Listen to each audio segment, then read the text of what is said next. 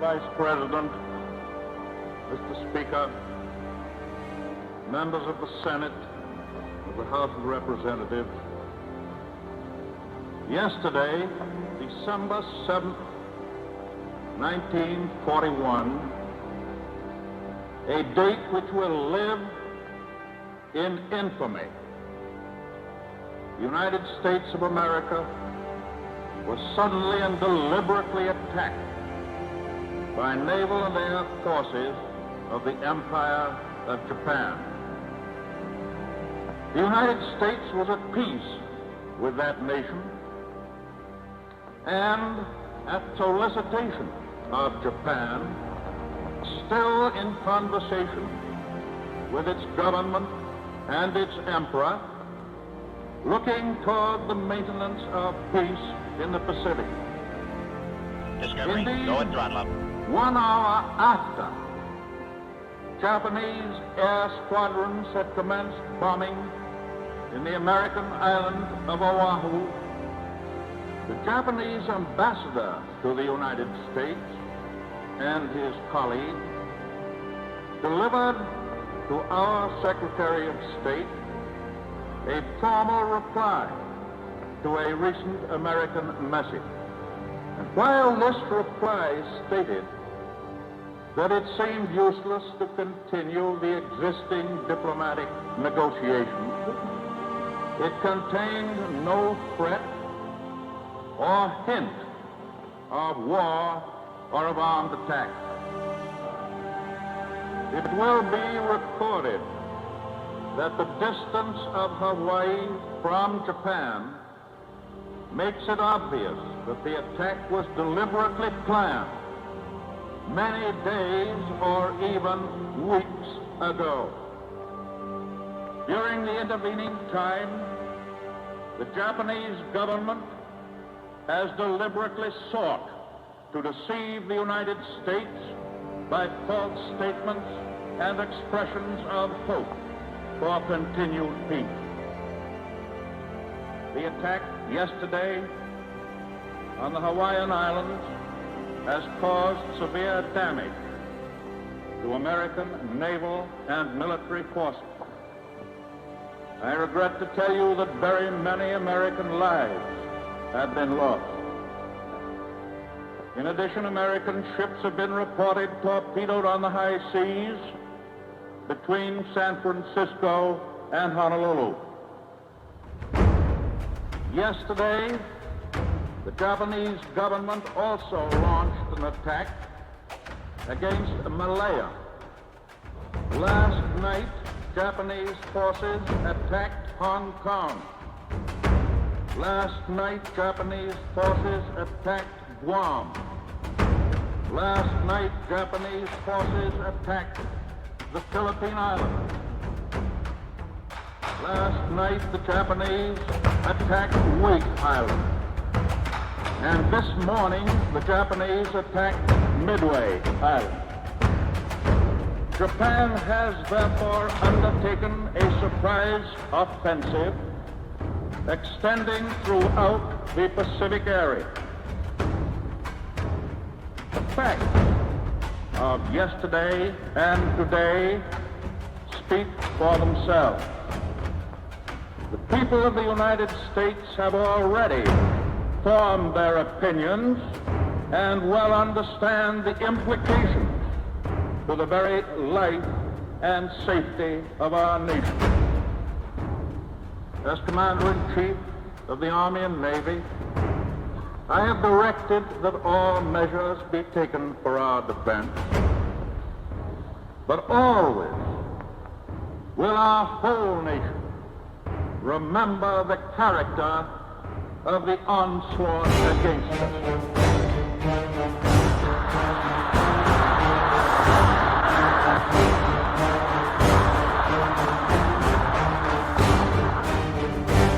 No matter how long it may take us to overcome this premeditated invasion, the American people in their righteous might will win through to absolute victory.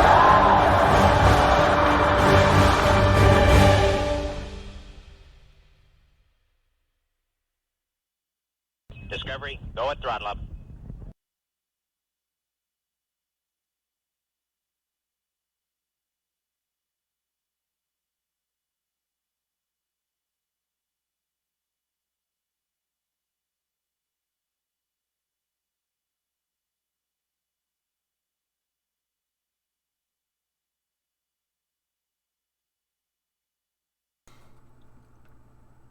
"80 years, man. Don't forget. It's important."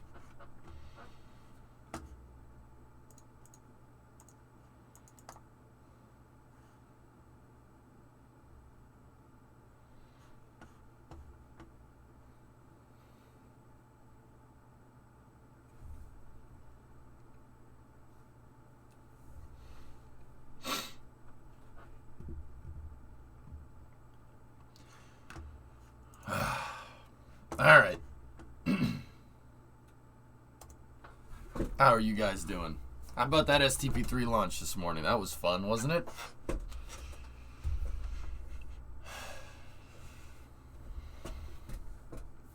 I don't mean to make anyone's day worse or anything. It's just very important that we remember these dates. It's very important.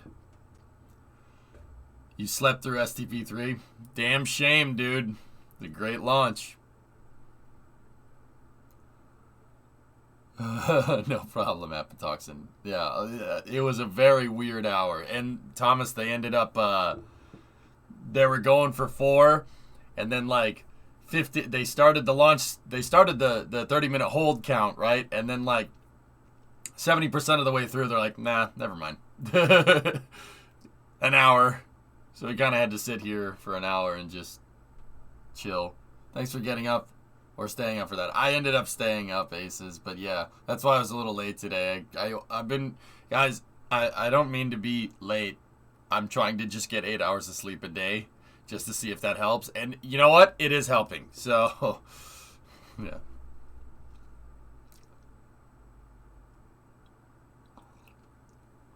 I guess we just got a high-paying, fully remote job. This guy, get ready for some thick bits soon. Well, I appreciate that, S, but I just bought you that.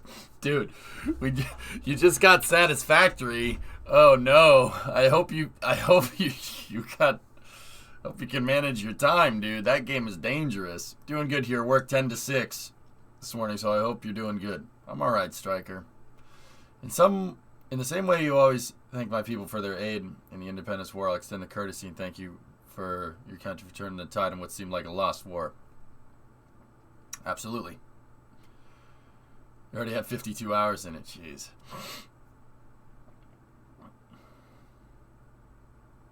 Yeah, no, Alex, absolutely, man. You don't forget the history. Don't forget what went down. That's really, really, really freaking important. I see people make the same mistakes nowadays. I mean, and I ain't a historian, and I'm not gonna sit here and say, oh, that's wrong or that's right. And I'm not. It's not my job to do that. I'm here to teach you about space, but I see people making the same mistakes, and it's very scary. So, hopefully, stuff like this can show, not forgetting this stuff.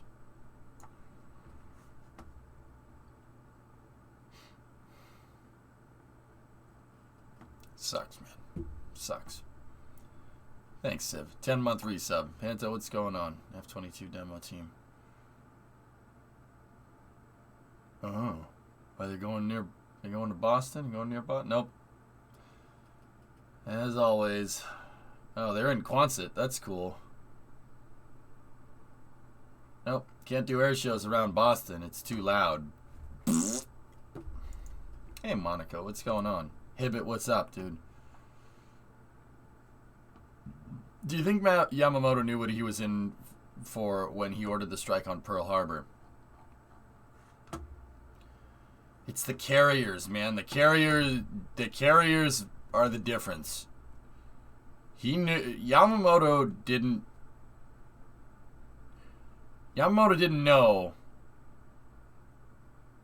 that the carriers weren't at Pearl Harbor. Nobody did. It was bad intel. Bad intel from Japan. The U.S. carrier fleet, the 3 carriers, the the Lexington, the Saratoga, and I forget what the third one was.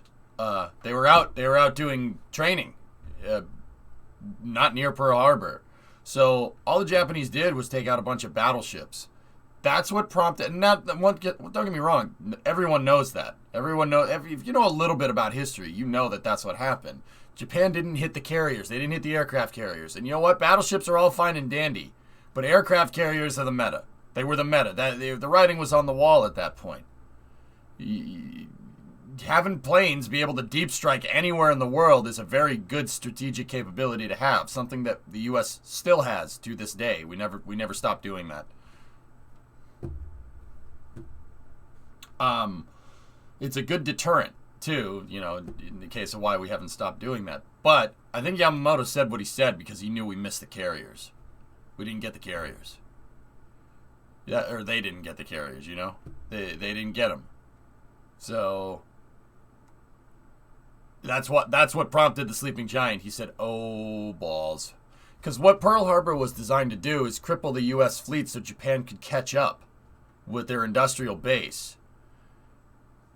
But I don't think the Japanese took into account the fact that the U.S. could just flip our industry over to military factories. I don't think they realized. I think they underestimated our resolve. I think that was a very, very big deal. They didn't, it was very easy when you're all high and mighty and you keep winning to get a little hot-headed. Yeah, we could take on the U.S. Yeah, we'll never, we can match them industrially. No, you can't. No, you can't. The Germans made the same mistake with the Russians. We can get them. They'll never be able to ramp up their industry fast enough. Oops. So, I think Yamamoto realized that they were screwed when they didn't get the carriers. At least the carriers would have given Japan a chance to maybe convert some battleships, because that's what they ended up doing. The Shinano, I think it was the Shinano. This thing right here. A lot of people don't know that the Shinano, that is a Yamato. It's a Yamato battleship with an aircraft carrier deck on top of it. They were starting to convert. They started converting battleships. I mean, keep in mind, this thing was still being built in Yokosuka when they, when they decided to convert it. But they were trying to eliminate the strategic gap. But they were trying to match. They were trying to match the U.S. They were trying to match what the U.S. currently had, and maybe a little bit more. They didn't really take into account that we could just crank out battleships like every couple of months if we put our mind to it. So, no, Pilch. So it's important to understand. I think Yamamoto said what he said because he realized that they didn't get the Lexington and the Saratoga, and then I think it was the Yorktown. I think that was the last one. They didn't get them. They missed. So Pearl Harbor was a good propaganda win, but that's about it. I mean, yeah, the battleships, that's great. You sunk a bunch of battleships in shallow water. The U.S. refloated like 90% of that. I think only the Utah and the Arizona and a couple of other support ships were the ones that weren't salvageable. We salvaged everything else, which is pretty cool. 2,700 guys, Alex. Yeah, that sucks. I mean, that sucks. But that ship didn't last long. I mean, completed on November 19th. Sunk on November 29th. Oops. Yeah, the Archerfish. The Archerfish found it and just yeeted a bunch of torpedoes into that thing. It's a shame. Oh well.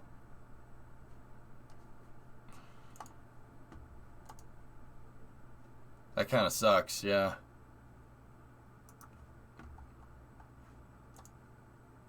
So, like, looking at it from Japan's side of the story, Japan had Japan got a little fed up with everybody's bullcrap. They kept treating them...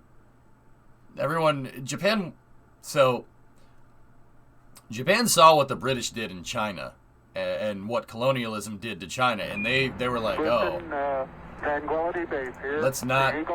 let's try to show that we're not savages. We're not them. Like, so we don't want to get colonized, right?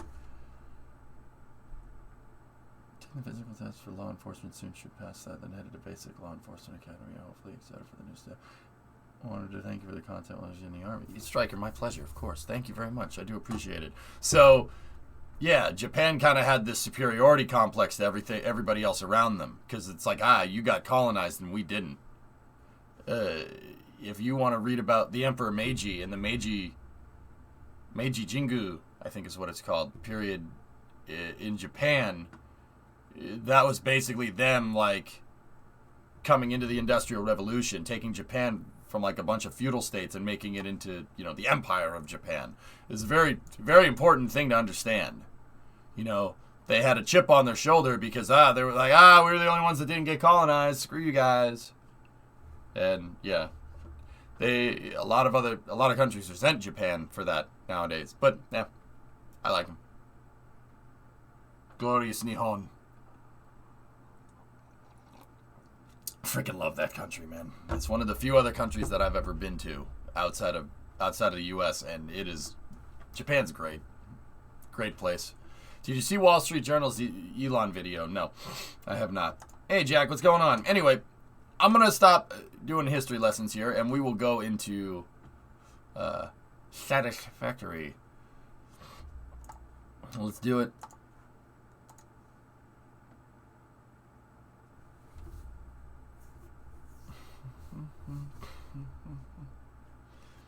Hiroshima solved all future conflicts, but also set the wrong example. Yeah, I mean, yeah, that sucks. But hey, it is what it is. Learn from the experience, man. That's the best thing that history can offer. Learning from the damn experience, right or wrong. You have to kind of look at it. Just understand what's going on. Understand the point of views. And if you exercise some good judgment and some good logical deduction there, you'll realize what was a good mistake, or what was a big mistake, and what was the right thing to do. I want to hear more war stories from Grandpa EJ.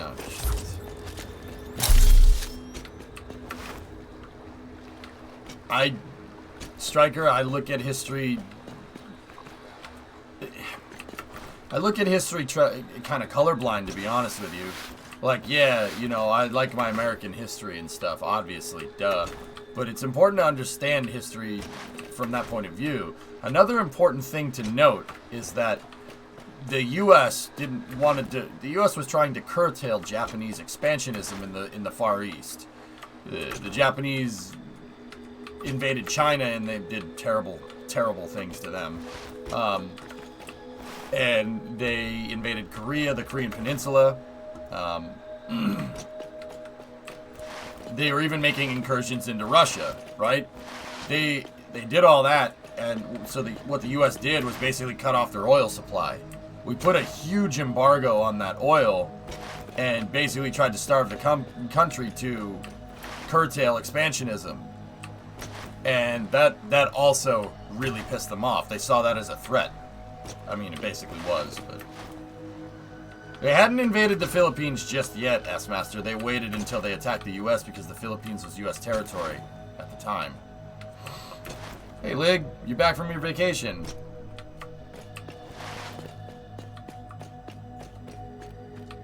I mean, you saw what the 1973 fuel crisis did to the U.S. It was basically that. But with a country that was not... But with Japan, who was not on par in terms of an industrial base with the U.S. I mean, nowadays probably, yeah, but...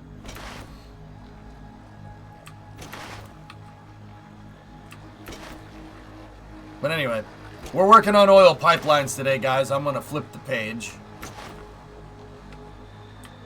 How do you live in a place where it gets dark at 3:30 in the afternoon? Begrudgingly? Hold up, where are we? I haven't seen water in this game yet. We're at where my oil infrastructure is. Do you not have atomic power yet? Nope. We're gonna set up a huge oil pipeline system here for the trains. How's your day? It's going good, Rusty. How are you?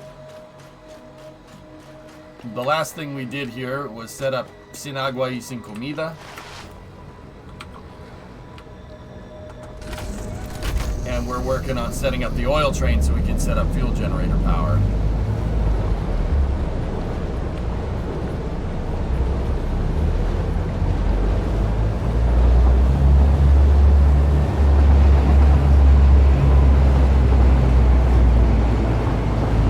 About 7 o'clock, yeah, looks right. I don't really know off the top of my head. I'm never awake for that.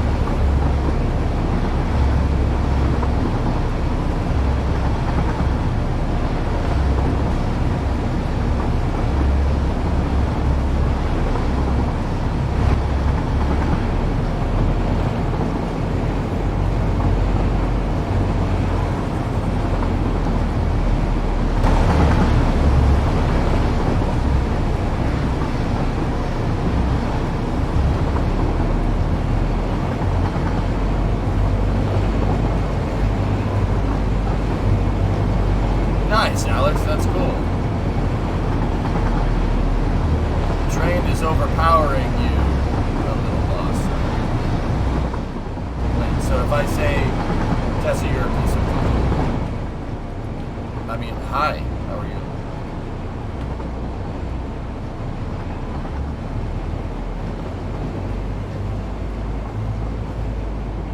Much better.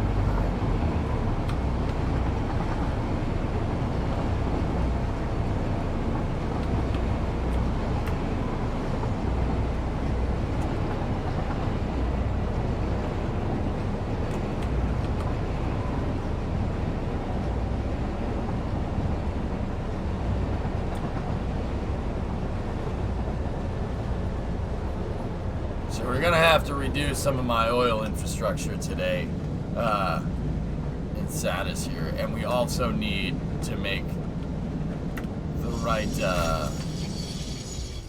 We gotta expand this platform and make a much larger platform. Train was just loud, as is tradition. That should be able to fit in here. So, I've been looking at Texas, and I actually asked Das, on a side note, to point me in the right direction for how oil infrastructure is supposed to be set up. And he said, well, you know, I seem to know that pretty well. It's like, you know, if you want to ask somebody about, you know, winning sports teams, you talk to somebody from New England, right? You want to talk to somebody from Texas about oil, and he told me to go look down here. So let's take a look. Das told me, where did he tell me to look? Give me 1 second. It was somewhere around Corpus.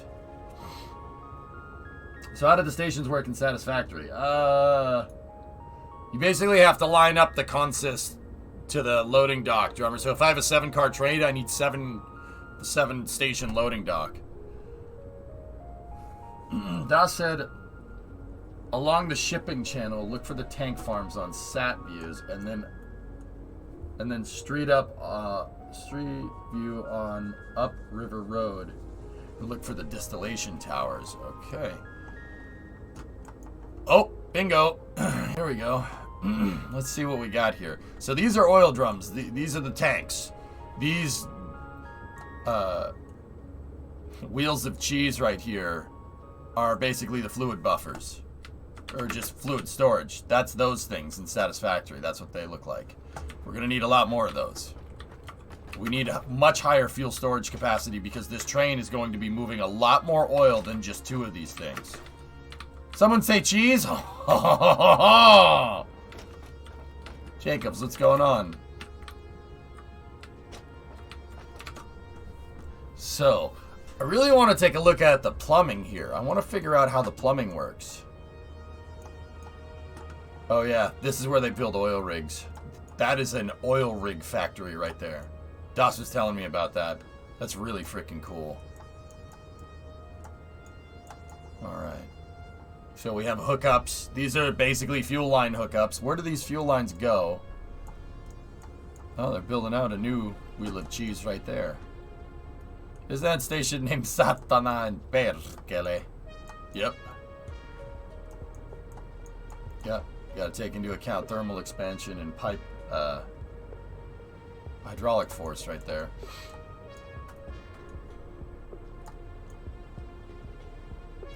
Oh, I see what they're doing. It's one pipe that kind of goes up and tees off into the tanks.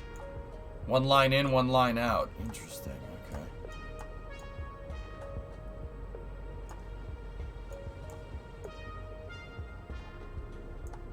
What's going on over here?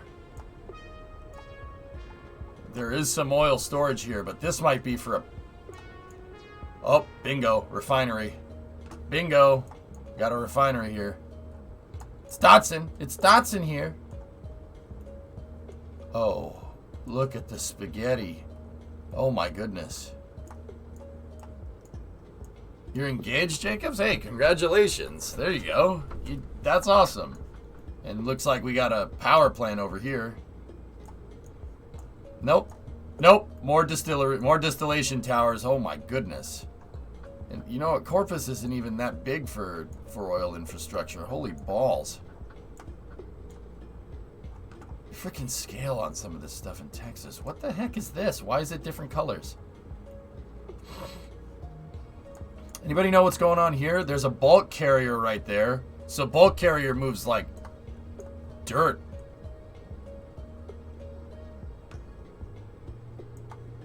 What's the oil capital in Texas? Houston, Boxy, believe it or not. San Jacinto. I'll show you San Jacinto. It's unreal. Man, look at... What the heck is this? Dude, the infrastructure looks like Satisfactory. Here. So that's Corpus. Corpus is not even that big in terms of oil infrastructure. It's not too bad. You want to go up here near Galveston. So there's Galveston, Texas right there. Right? This is just Galveston. Look. This is bananas how ridiculous this gets. I'm telling you, it looks like Satisfactory. It's Houston. For extraction, it's the Permian Basin. Most of you would know it as Midland, Texas. There you go, aces. Corza, you're in Galveston right now? Hell yeah, man. See, you know what? Like, I'll be honest with you. I get it. Pollution. I understand that part. But damn, dude, look at the freaking infrastructure. That's impressive. I really kind of like it. That's really awesome. Holy crap. Literally keeping civilization going. That's ridiculous.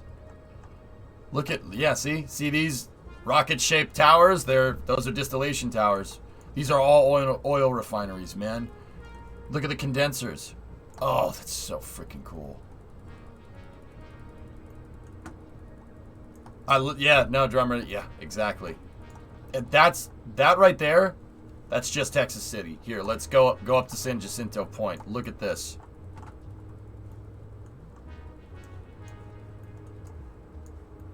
Oh my God.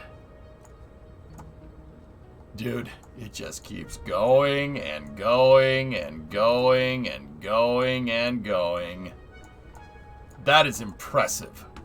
That is impressive. See this? Like entire areas right here, storage. Just storage with a little refinery, right? That's what these drums are. That's all storage. And then these things that look like Satisfactory, these are distillation towers.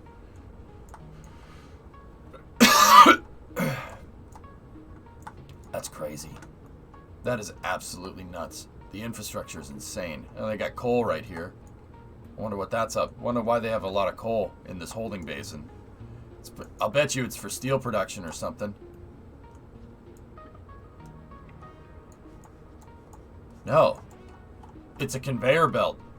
So it's a conveyor belt that goes underground, and then there's a drop point with a conveyor belt under it for coal. And it comes out over here. You see, this is all a conveyor. It's a gigantic conveyor system. And then that drops the coal onto the conveyor here, and that thing stores it. This thing is actually on train tracks by itself. It can move back and forth.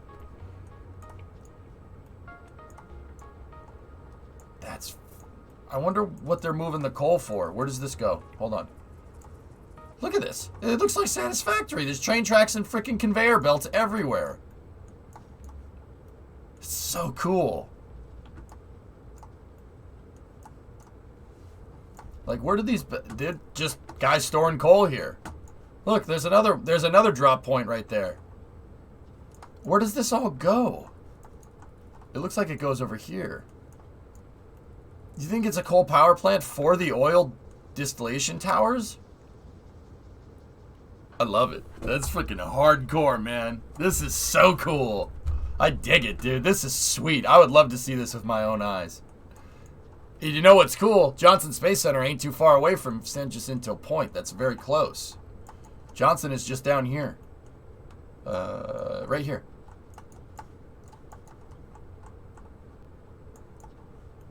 See? There's Houston. Mission Control Houston. We've had a problem.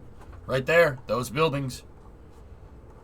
Could it be petroleum coke? Yeah, Tao, it's possible. Yeah, I'm going to go ahead and say that that's probably what it is. Yeah, San Jacinto and Houston. If you're from overseas, you should see this. It's unbelievable. I mean, I don't even live overseas, and I want to see it. This is crazy. I dig it. I mean, I think this is really cool. I understand the implications, but it is pretty freaking cool. How many people does it take to run all that? Millions. Millions of people, dude. So I'm looking at reference for how I want to set up mine in Satisfactory. I want to take some reference from our buddies down in Texas here. So I literally asked Das, I'm like, where do I look? Stop here during a Starbase VFT? I would, Boxy. Well, there's a museum here that in San Jacinto that's actually quite close to all this. It's the USS Texas. Oldest battleship still around. See, there's the Texas. Check this out. 5 double barrel 14-inch on the Texas. 1, 2, 3, 4, and 5. They have a center barbette midship. It's dope, but it's sinking. Jacobs, if I ever hit the lottery, I will pay to have every single museum ship seaworthy again. You have my word on that. What's up, W? You need to go to Rotterdam? I've looked at pictures of Rotterdam. Rotterdam's awesome. That's really cool.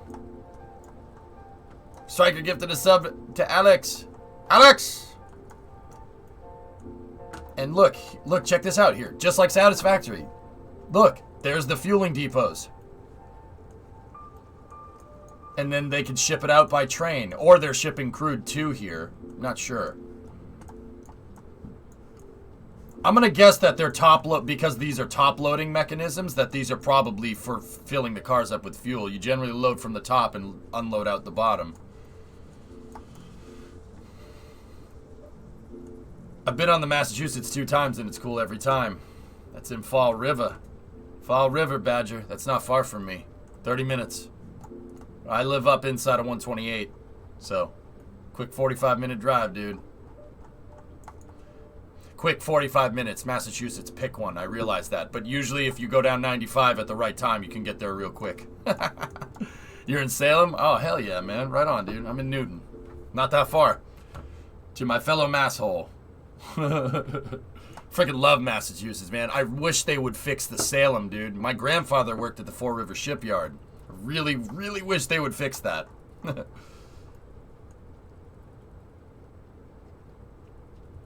If I ever won the lottery, I'd go in on that level of seaworthiness with you. Oh, Striker, added stipulation. Added stipulation. We got to get this puppy seaworthy again. I know boats are worth billions of dollars and I would lose money on it. That's not the point. We got to get that sucker seaworthy again. I don't care what it takes. I don't care if we have to rip the ship in half to get it working. We gotta get this bad mother trucker working again. What is that? The fastest cruise ship in existence. What's up, Tessa? If you look at Rangemouth and Mossman, UK, you get something closer at the skills you'll be building oil at. Nah, I want Texas, man. Cheaper to make a new ship. Yeah, I understand that, Pile, but that's not the point here. Oh, too. My fiance's son is a Marine, and he does a lot of work, does a lot of things for the USS Massachusetts. Yeah, Fall River is a great museum, dude. I try to tell people on here as much as I can about that thing, about Fall River. That Battleship Cove is amazing. It is amazing. All right. Anyway, so we got to redo some of the structure here, and it looks like these things work off of a single pipeline. Like they have pipelines outgoing, right? And I'm not afraid of expanding my oil infrastructure out into the desert here. That's fine. What I'm trying to do is come up with power. I need power supplies for this. So my oil infrastructure basically stops here, but we could easily expand it out into the desert if we have to. And that's probably what I'm going to end up doing. Hey, J-Speed, what's up, dude?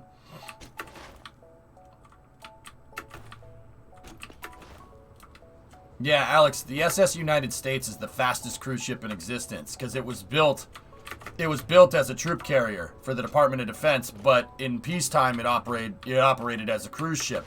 Thing could do 30 plus knots. 30 knots from a cruise ship is unbelievably fast.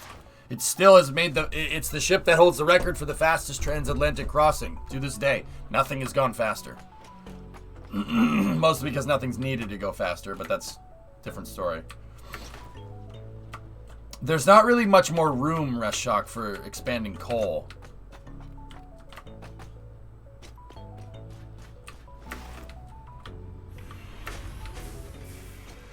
It's the Concord of cruise ships. That's the right way to put it. The Concord of cruise ships. Yep.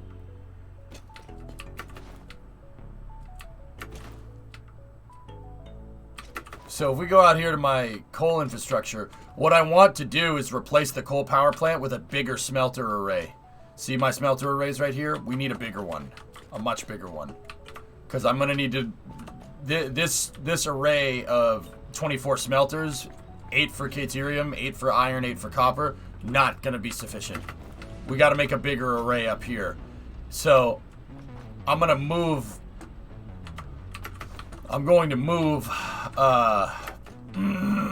power plants and fuel generators over to the other side of the depots over there, I think. But the first thing is being able to move that oil here. So that starts with the train line, which we've already made, which is good. And we need to build out some oil pipelines here. Yeah, I could expand coal out there too, if I wanted to. Yeah, I suppose we could do that.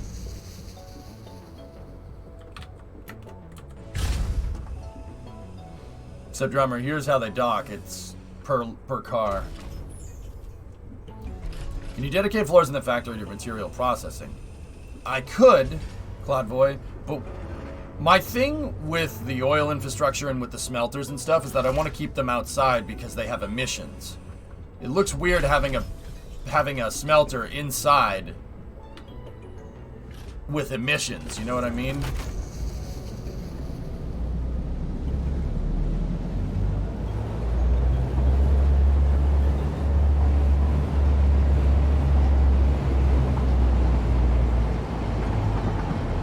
Yeah, it comes up through the floor. I don't like it. So, I keep my buildings with emissions outside.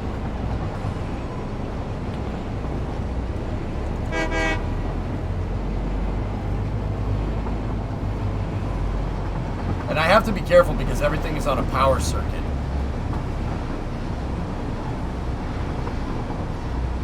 I told you, Meg, she's a beast, dude. 38 knots. It's fast.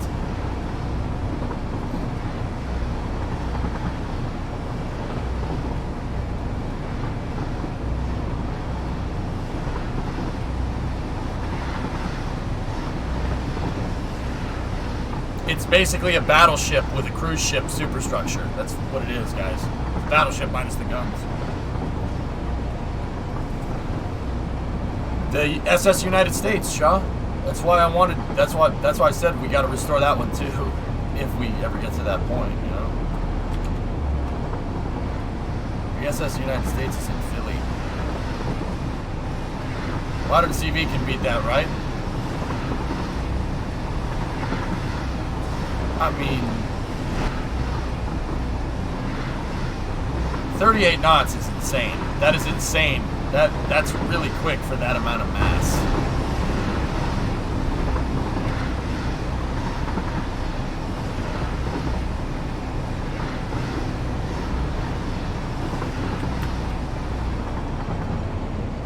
Yeah, W, I hope. I don't think that's ever going to happen, but...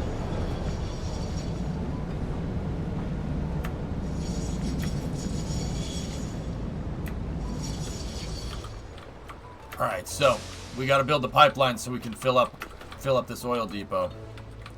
Here's all my inputs for the seven tracks here. Hopefully this is enough for oil refining and power generation. This is a pipeline that I already built, but I would like to connect them all into one main array of pipes right here. So that's what I think we're going to do here. First thing I need to do is get this pipe coming from the double impures here going in the right direction. It's enough and then some? Good. Good. Alright, so we gotta unplug this for a moment.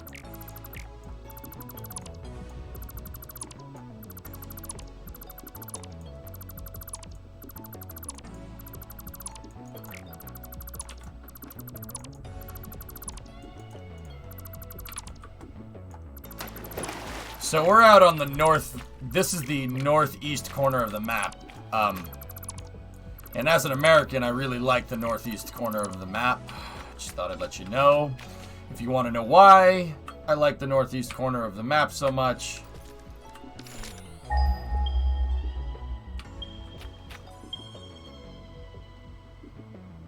There's oil everywhere. I love how that joke's still a thing after 20 years. You're American, you like oil?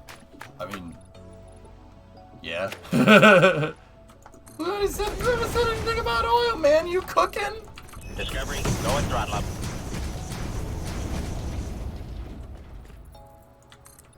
You want to see an EJ R34? Wait, you want me to buy a Skyline? You want me to get a Skyline, Vasya? I mean, I wish. Perhaps. I mean, I was always much more of a fan of the R32. The BN R32 with an RB26D ETT is my favorite. Because I played with that one in Gran Turismo. The Calsonic R32, I destroyed everything with this car in Gran Turismo. That is one of my all-time favorite cars. The R32 Nissan is up there for me with my 1970 Charger. I don't have one.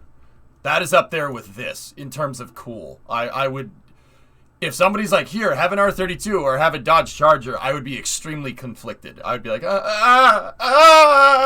no, why are you making me choose? I don't like you at all. Or the 1970 Charger, or as, you know, everyone calls it, the family mobile. Family. Heavy interest in Forza. Perhaps. Alright, let's work on rerouting this pipeline over here. Discovery, go and throttle up. Family.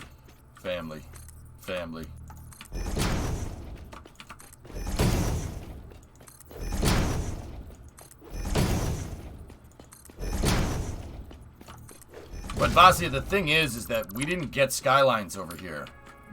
Because of some Rule 8 nonsense about them being not safe for U.S. roads. More chicken tax nonsense. So we didn't get them. They're extremely rare in the United States. Very rare. Like, you can't find them. And if you can, 100 grand for a good one. Well, nah, maybe not 100 grand. That's not right. It's not 100 grand. That was an overestimation. It's more like 20 to 30 G's. They're obtainable, but they're hard to get.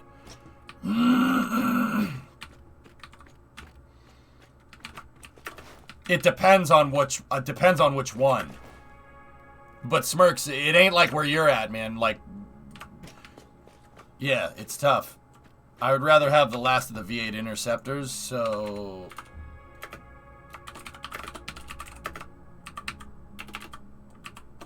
The Falcon XC. Yeah, that is also up there in my favorite, all-time favorite cars. The XC Falcon is just...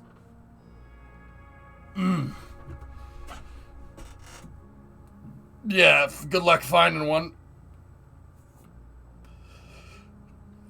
That car is cherry, dude. Alright, where was I looking for reference? This is what I wanted here for reference, but Discovery, we're not go at and that part throttle just yet. Hey, Leroy. Low mileage R34's Midnight Purple were crazy prices on Bring a Trailer.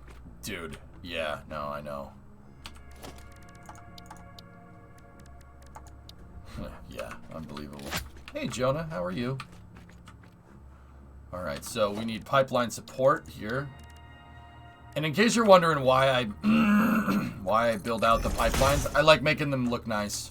I always build an isolator for the pipe like this, because just routing the pipe through water would just look ridiculous to me. I have like kind of set building standards for how I make things in Satisfactory, dudes, for the people that don't know. And these like set building standards are like include like putting things on supports, right? Nothing's floating. Nothing like just looks like it was just kind of plopped down. Everything is planned out. And now, you know, some people write that off as me just being obsessive, right? It's not necessarily that. In order to play a game like this, an industrial engineering game, and this is also true for Factorio, so if anybody here plays Factorio, back me up on this. You gotta keep organized. You gotta keep an organized mind. So having set building standards allows me to easily distinguish what's what, and allows me to basically untangle all my spaghetti. Yeah, Jonah, good luck finding that. A friend of yours has that? Oh, I'm a little jealous. I'm a little jealous, dude. I'm not gonna lie to you.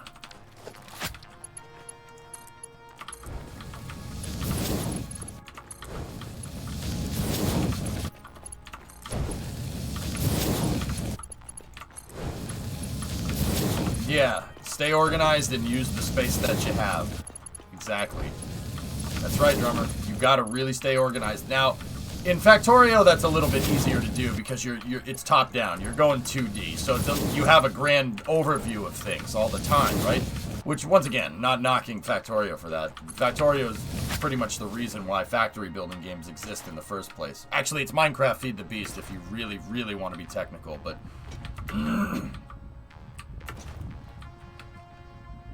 See, exactly, drummer. I can build in layers here, and building in layers is tough. Like, it's hard to keep track of everything. Alright, putting up the power infrastructure here.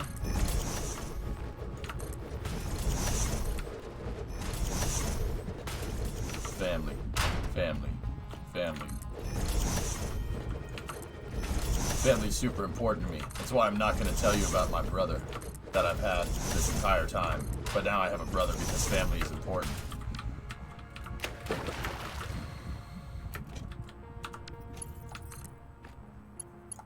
You're Italian, just design it like lasagna. I mean...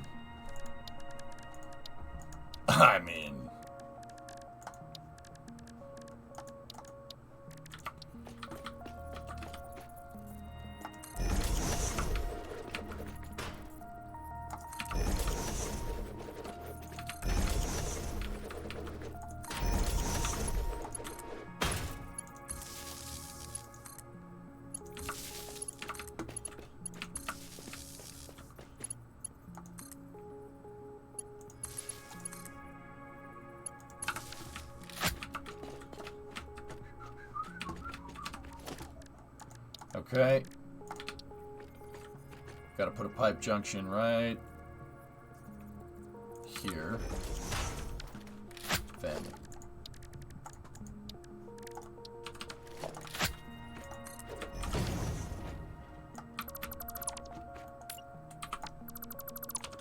Are there 4 or 5 new walls? Dude, there's a bunch of new walls. That's not how I wanted to do that, but that's okay. There we go. So these are impure, which is why I'm going to combine the lines. You don't really need to do that. But because this is an impure stack, yeah, you really don't need to.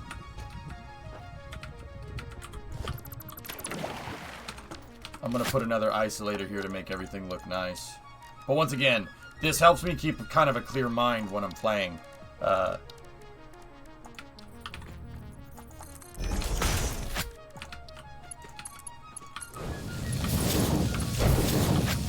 we go.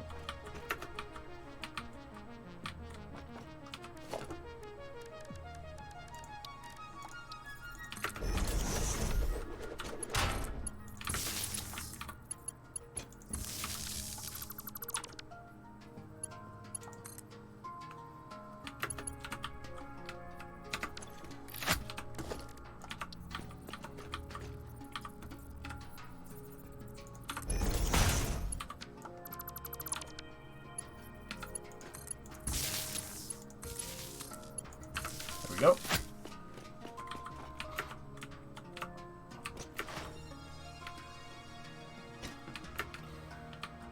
In case you didn't know, you can snap 4 ways to foundations if you place it first. Oh, I didn't know that. That's good to know. Thank you.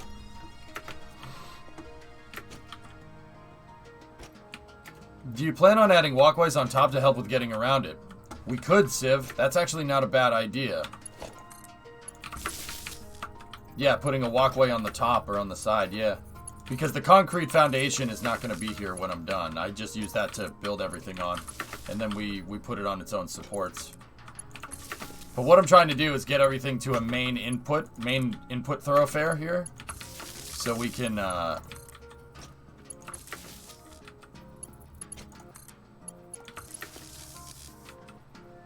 so we can have a more organized distribution system out here.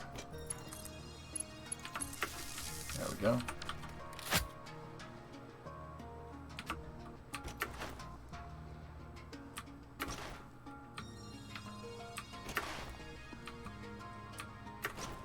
I want my resources back, so I'm going to dismantle the pipe.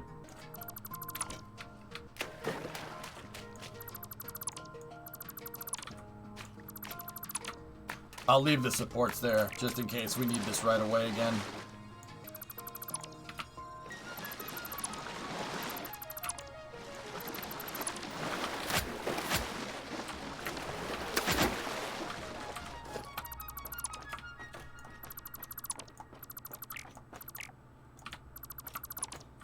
This is the old pumping station.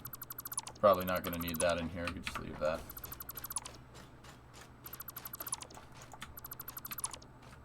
I'll still route power to the pumping station, just in case I need power over here for any particular reason. A railway tour would be cool. Okay. Actually, we can't route power over here because... Oh, negligent discharge.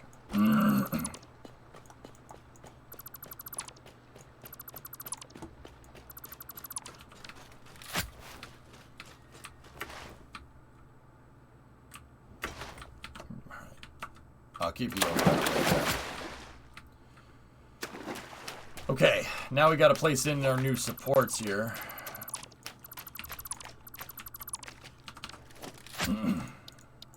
Family.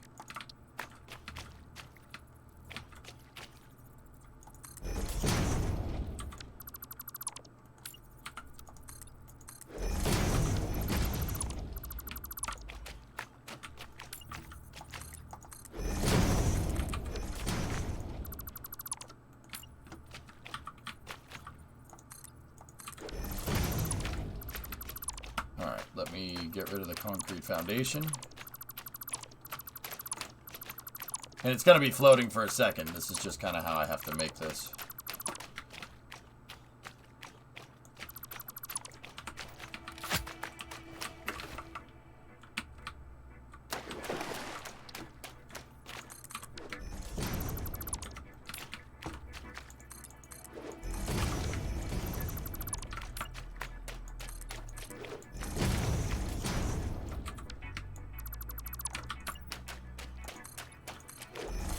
These things don't like placing directly under, so you gotta Like, if I try to sit here and try to place it underneath, it really doesn't like it. This is a quick way to make sure that you've placed correctly.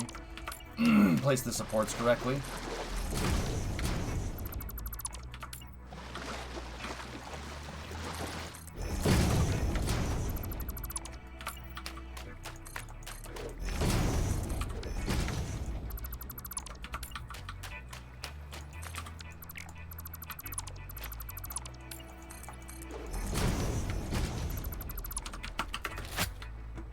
There we go. I'll just leave this here. Is this vanilla? Yeah, Tal. Bro, did you even sleep? Yeah, I got a good amount of sleep. I'm good. I actually delayed the stream to sleep for a little bit longer.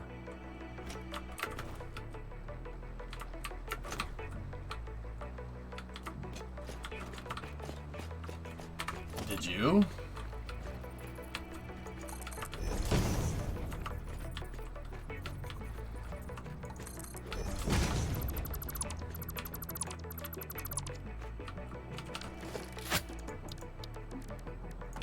Alright, so this pipeline's coming in here. I'm gonna shift this over.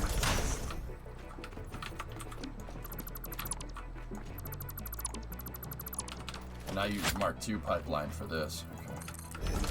Because that is a, out there is a pure node, I think. Or either that or it's normal, so we're gonna need Mark II. I think. Basically the impure oil deposits, those two wells out there, those are the only ones that we can double up. Everything else has to kind of stay on its own line. We were doing the math out the other day.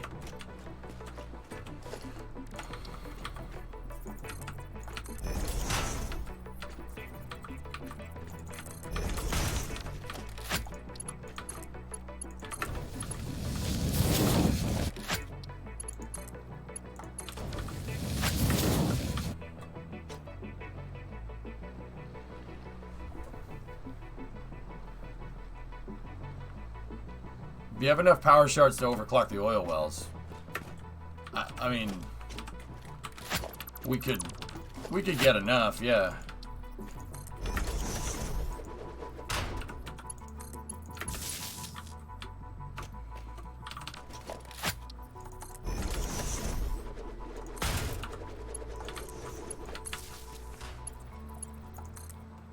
I'm pretty sure I could go find more brain slugs.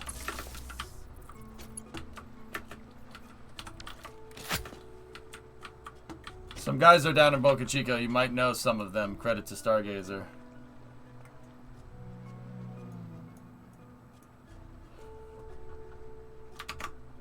Is that my boy right there? Hold on.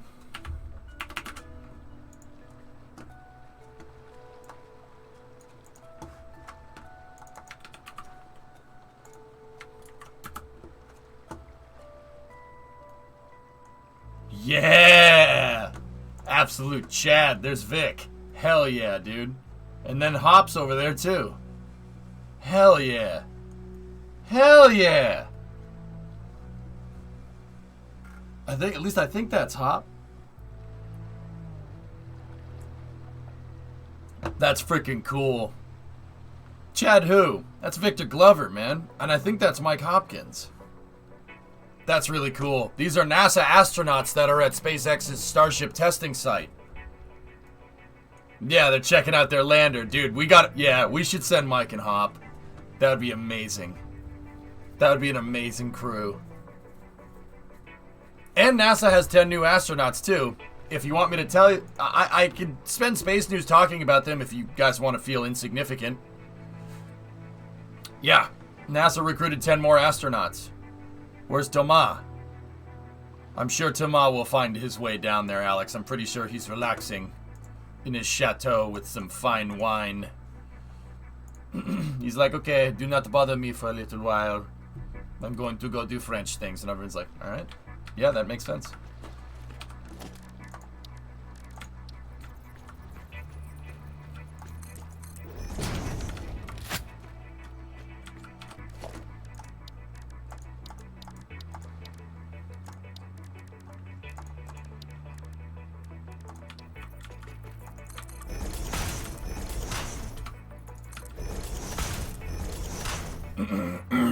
What's that, Belksy?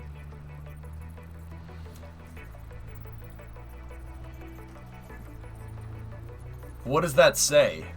Go to the moon? Commence l'entertainment pour la lune?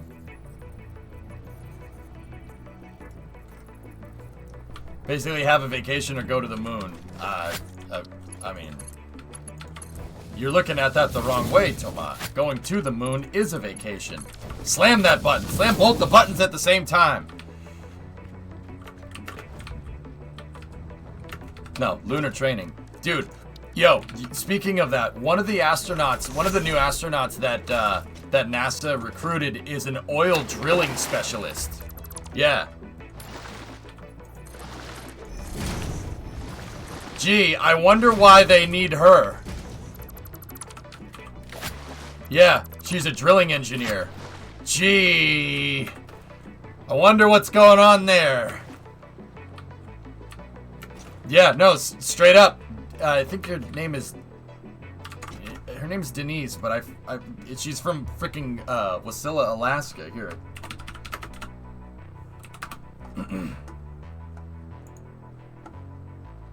It's this woman on the right, the drilling engineer. Really freaking cool. This lot of people, yeah. Once again, they're here. You know, I'll tell you about them if you want to feel insignificant. I mean, NASA, come on, please. NASA, please. Yeah, Denise Burnham right there, 36. A former intern at Ames Research Center in Silicon Valley. She earned a bachelor's degree in chemical engineering from the University of California and a master's in mechanical. She's an experienced leader in the energy industry, managing on-site drilling projects throughout North America, including Alaska, Canada, and Texas. A freaking drilling engineer. I wonder what we're going to do with that. I wonder what we're going to do with that skill. Very interesting. The really obvious conclusion here is that, boom, we found oil on the moon. NASA found oil on the moon and we're going to go. That's why we're going back. I don't know why I'm saying this with a Texas accent. It doesn't matter. We're going to do it. Don't want to close my eyes. So she's Bruce Willis? Yeah. Yes. All right. Cool. The impure lines are finished. The impure and the normal line is finished.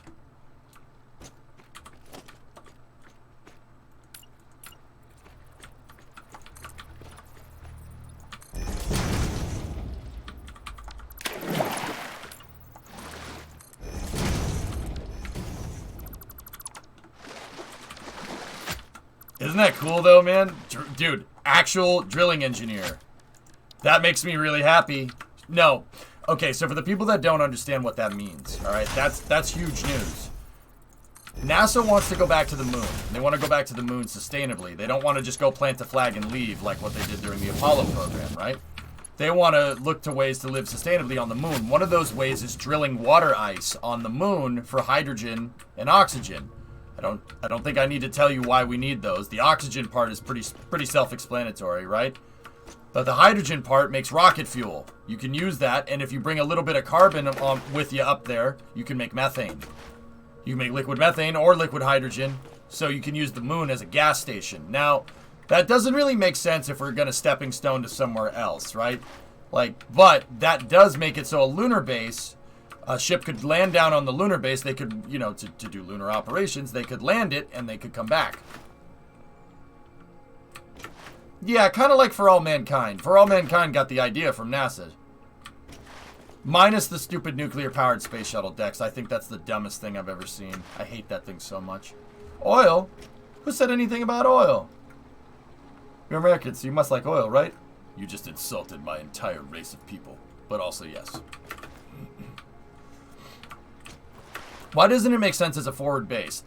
Zim, it's the physics involved. The physics involved with that are... Like, okay, so say...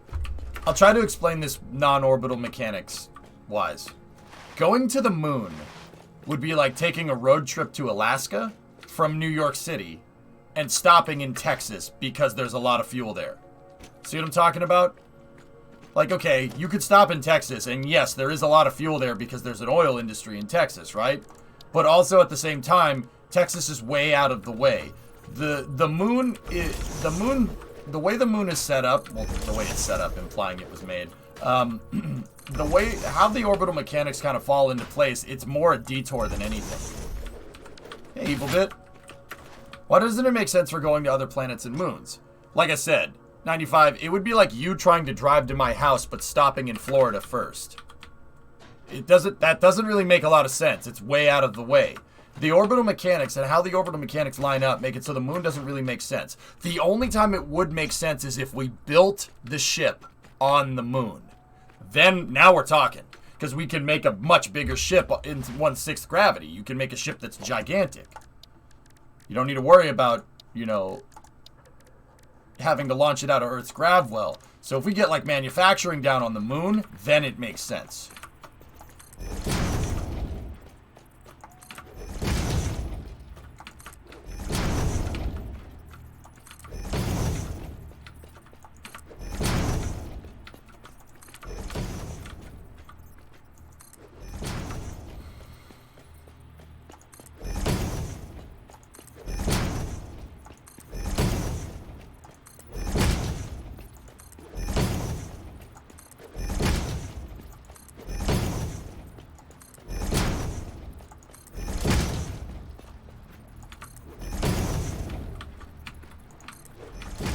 Alright, hang on. 1, 2, 3.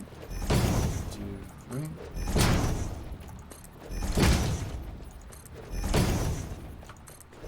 MTV Copernicus intensifies. Alex, don't do that to me. Don't do that to me, man. How do we make 301 alloy out of lunar regolith? You gotta bring that. So, long story short, O-Force, the moon has everything we need except for carbon. We don't have carbon. But Starship could bring the carbon with it. I mean, maybe SpaceX should think about making a bulk carrier version of Starship, of Lunar Lander Starship. I think some of these might be spaced incorrectly. Nope, they're right.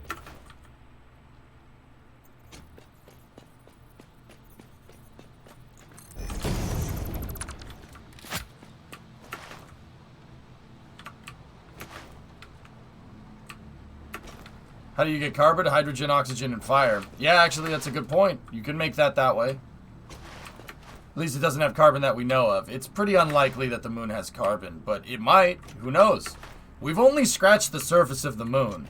Don't ever, anybody here that's not a space fan, don't ever believe it when anybody says we've been to the moon already. That's not a smart thing to say. They don't think it be like it is, guys, but it do. Sometimes it do be like that, okay? When it do be like that, they don't think it be like it is. Understand? Why couldn't we generate carbon on the moon? We could do that.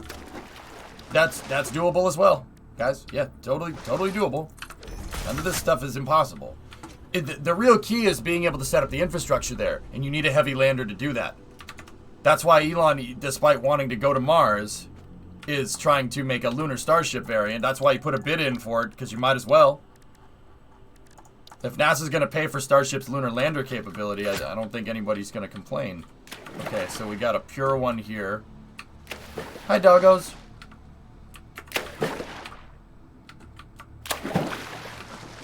You know what's weird, Smarks? Some people actually do that. Yeah, I've seen the US. It's kind of weird.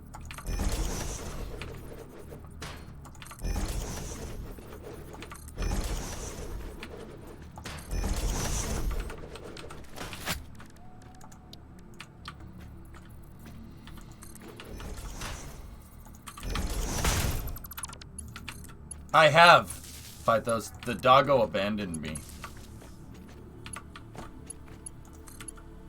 Fight those. You see that Denise Burnham is from Wasilla? Thought you'd appreciate that, dude.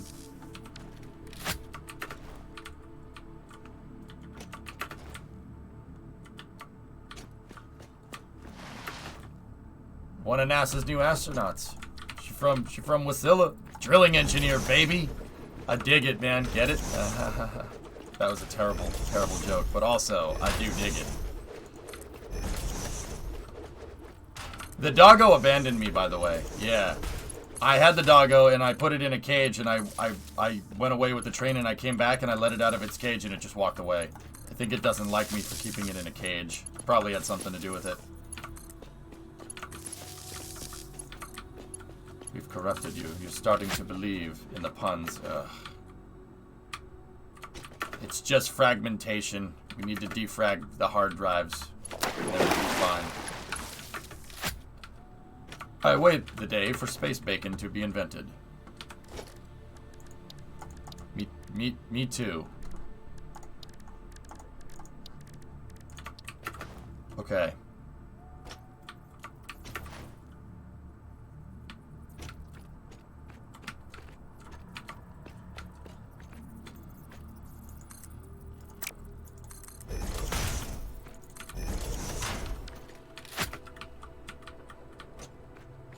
Bacon. Yep, we need bacon in our lives.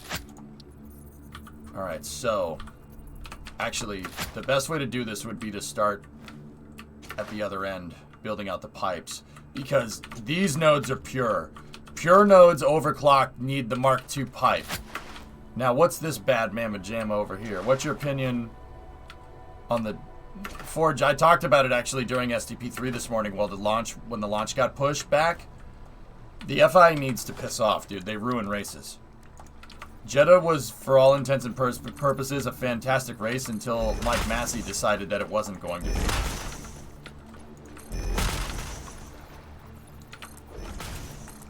Literally, the FI needs to just let them race. They better do that for Abu Dhabi, or else I'm going to be a little upset. I'm kind of getting sick of it. I'm getting sick of the overregulation. I'm getting sick of just... It's very annoying. I want to see Max and Lewis duke it out. I want Mercedes to use everything in their arsenal to try and prevent Max from winning, and simultaneously I want to see Max driving like a madman on the track. You know, everybody's like, oh, and Max is dangerous driving.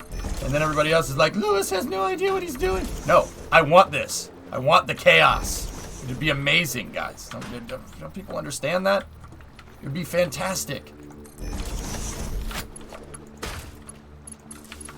I want this. What I don't want is the stewards deciding who's going to win a race because of some stupid penalty, and then penalizing someone when they didn't serve the penalty the way they wanted. That's the dumbest thing I've ever heard. But anyway, I don't want to talk more about Formula 1. I'm going to get annoyed.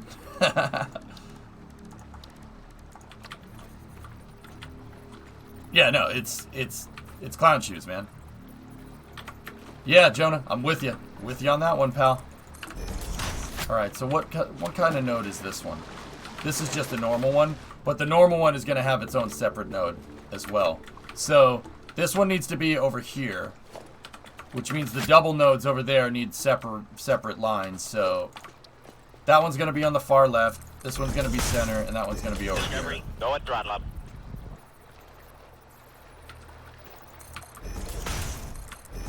It's real Hamilton slander hours. Wait, what? I never said anything about Lewis. I want... What are you talking about? I'm confused. Omni, I'm confused. Dude, look. I've said it many times. I don't like Lewis Hamilton. I don't like him, but I don't want him gone. Like, I don't think they're cheating or anything. My beef is with the FAA nowadays. I still don't like Lewis Hamilton because he whines too much, but then again, so does Max.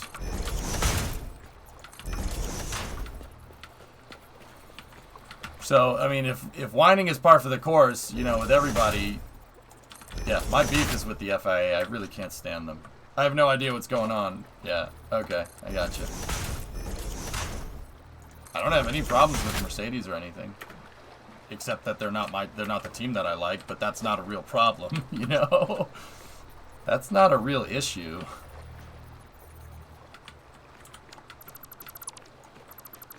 I think I'm going to shift this to left-right, like this, just to give myself more space here for these lines. Actually, you know what? We got to keep them confined in case I want to add more. There's more oil deposits out here.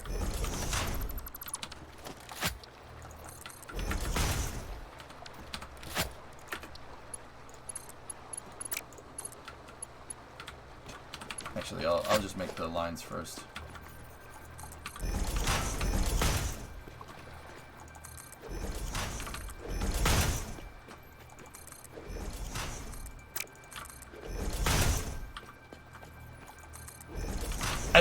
serious? I'd prefer them to just piss off. Yeah, I'd prefer them to just piss off. Bro, you have a close season. It's the end of the season. Let them race. It's just like referees in the Super Bowl. Shut up and let them play. You know, don't flag somebody unless it's blatant.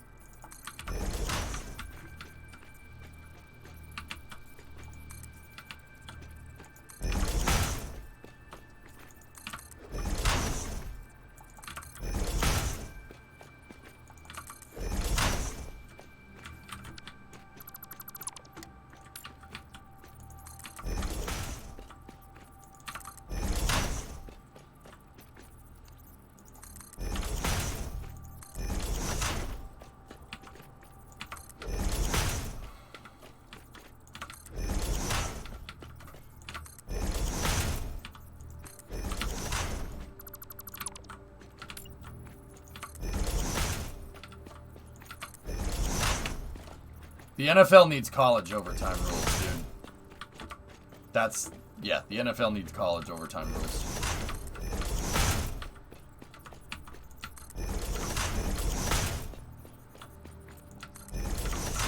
I mean, Max got, a lot of people, I don't know if you guys realize, Max got a 10-second grid penalty for dangerous driving from the, from where Lewis drove into the back of him. Which is funny to me. I don't understand how, you go back to Baku in 2017, where Seb did the same thing to Lewis, and, or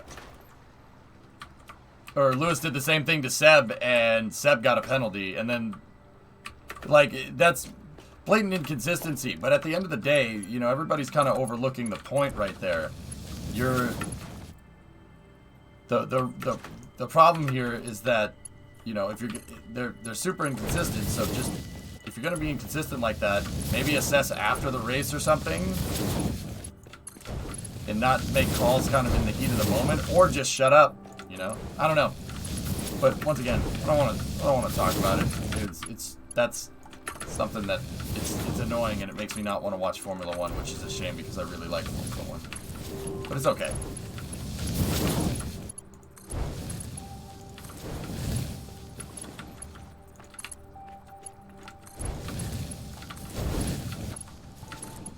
Well, Balk, once again, I don't think what happened. I don't want to keep talking about it, dude. Let me finish these oil lines.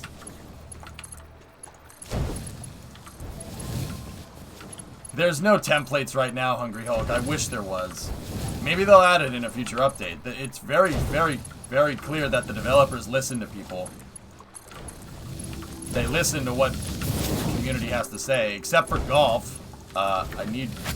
You don't have golf, and that's just not okay. Back to the moon, then. Indeed.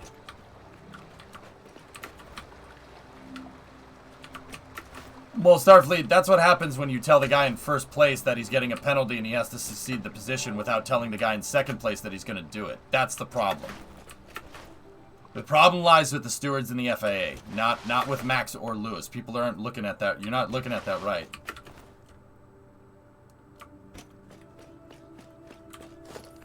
Yeah, Merck's right.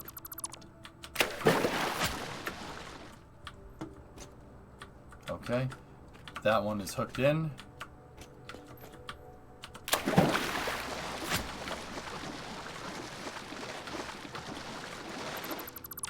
Start hooking up the power infrastructure here. Or the support infrastructure.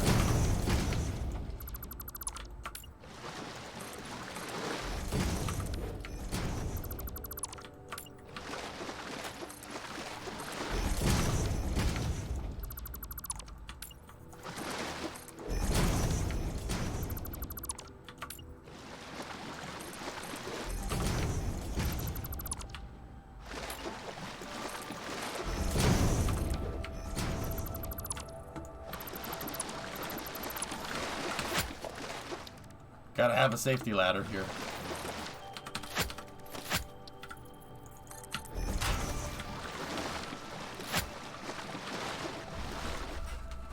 Tessa, I'm okay with that.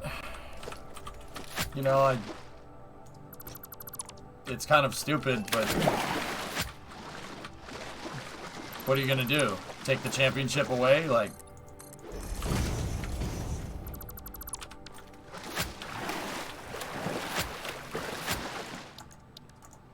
they would do something like that in this day and age.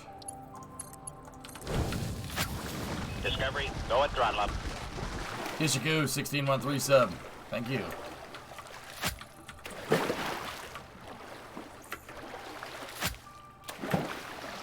Discovery, go and throttle up.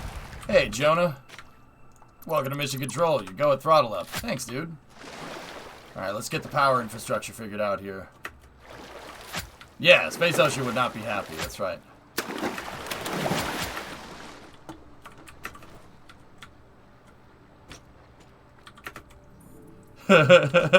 Nice, Merkers. That's awesome. Alright. Power infrastructure is what we need next.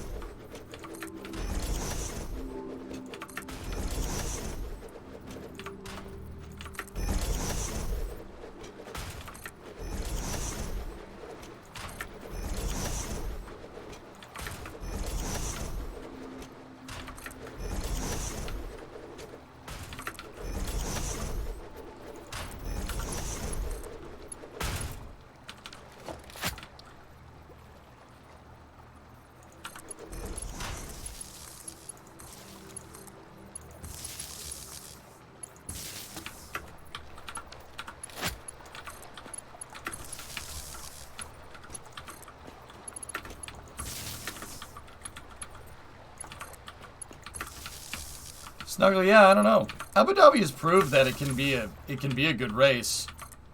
I think the track is what makes the race boring, dude. There are some parts of Abu Dhabi that just take all the fast and fun parts of the track and just ruin it.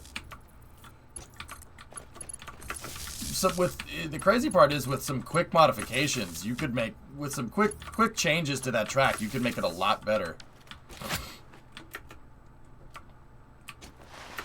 Reminder that they changed the layout.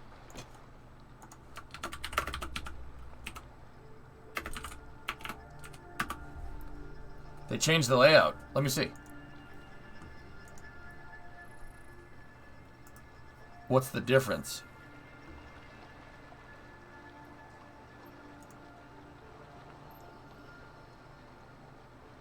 Oh! Ooh! Ooh, okay. Yes. Yeah. Very good. Yes. That's it. Yeah. And they got rid of that stupid chicane over here. Oh, perfect. Yeah, this layout sucks. This part of the track blows. There's nothing to do. I liked 15, 16, 17. I like that. It plays out like a decreasing radius corner. That's really good. I don't like 8 and 9 though. I never liked 8 and 9. 8 and 9 ruined the flow of the track. Turn 1, 2, 3, and 4 are good. I hated 5, 6, and 7. I hated that complex. It should. This makes it very difficult to pass. Nice. I actually like this. That's really good. Making this into a loop turn like Zandvoort almost is really good. 8 and 9 is like the best spot to overtake, though.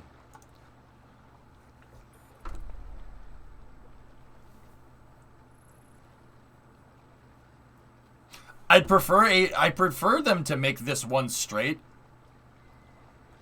I'd prefer them to make this one straight, one long freaking DRS zone to get the passing, and then hard braking into 11, 12, 13, 14. But the fact that they put 8, 9 in and then fixed these corners over here is actually not bad.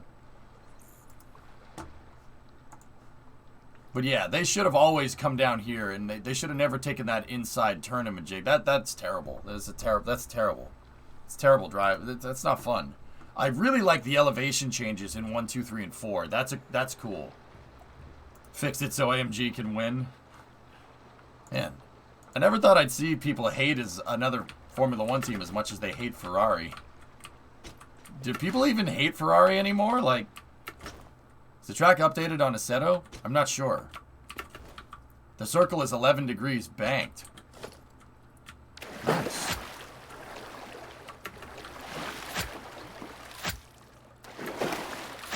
Yeah, right, Jim? I'm still faithful. Still faithful to my Ferrari. Your boy Sainz and Leclerc. Good drivers, man. Especially Charles. Charles is really good. They'll have their time. I think Ferrari just kind of said, screw it, let's just finish the season. Just like a lot of other people.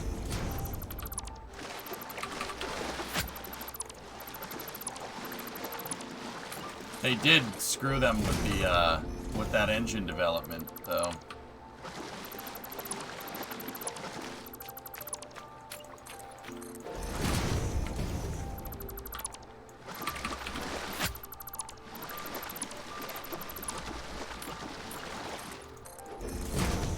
Yeah, Rezel, everybody over here talking about Mercedes and Red Bull, and I'm sitting here going, man, that fight between McLaren and Ferrari is actually quite good, you know? In another timeline, man, that would be for the championship. Wouldn't that be cool?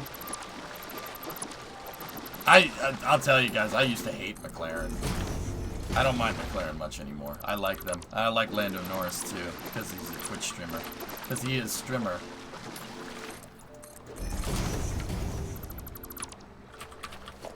They are. They really are, Alex.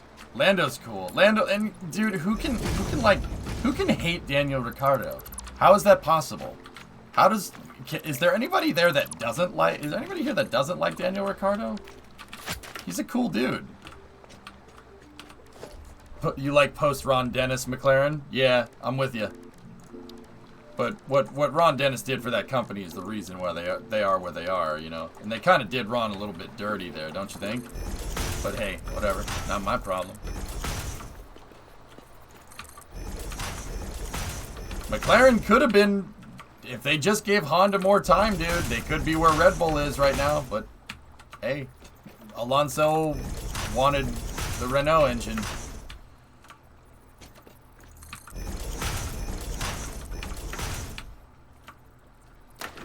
Yeah, Seb really is aged like fine wine, man. I really enjoy watching him race. And Alonso in Jeddah proved that he can still wheel, which is pretty rad. And so can Kimi and so can Seb. Like, everybody's all about, you know, Max and Lewis and stuff, totally ignoring the fact that there's, you know, like I said, you know, and I'm not really for the midfield battles. I want to win the race, but did you see Vettel and Kimi going at it? Both of those guys can still wheel, which is pretty cool. McLaren doesn't have Adrian Newey. Yeah.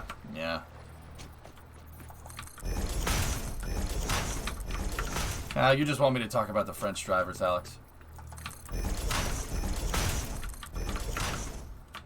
Both of them lost parts off their cars, but they can still wheel, dude.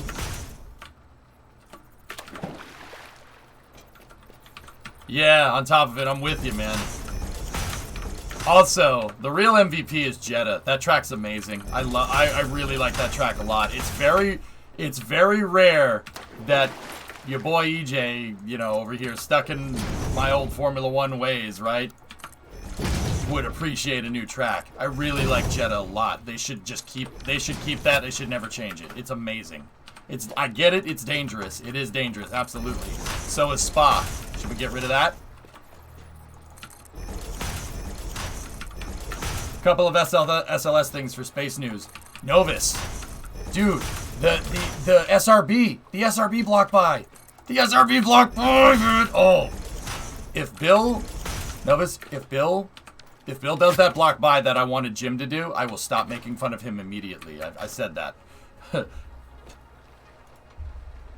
I am freaking hyped, dude. Alright, I got those pictures up. Excellent. I'd rather have Singapore back. Singapore was a good track. Tilke didn't design it, Cirrus. A lot of people don't know that. Tilke didn't design that track. It is a Tilke track, but Herman Tilke didn't design it. His kid did. Tilke's son designed Jeddah.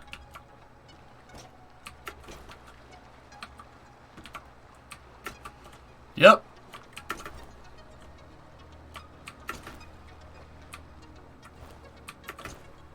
Kid struck lightning right there. I don't know a thing about F1, so Just here for the pretty infrastructure. Fair. All right. I'm going to start building out the supports here. And then we'll go through, we'll make a power, run the pipes back, and then we'll do power back, and then we'll get rid of the concrete.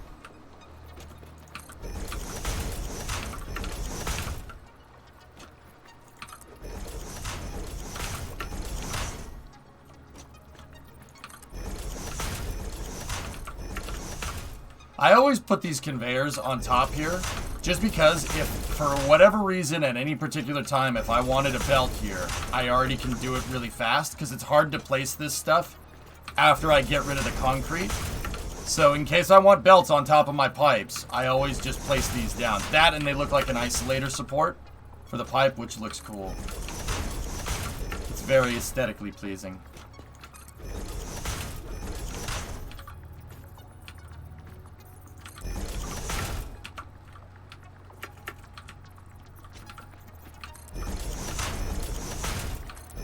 Oh, really, Sawyer? I wouldn't, you know, I don't like the way the guy designs tracks, but I'm not like cheering because he got hurt. That sucks.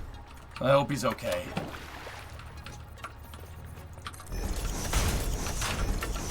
Either way, though, that Jetta race was pretty fun.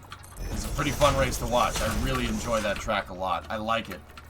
It shows that a modern track can be technical, fast, and still produce an insanely good race.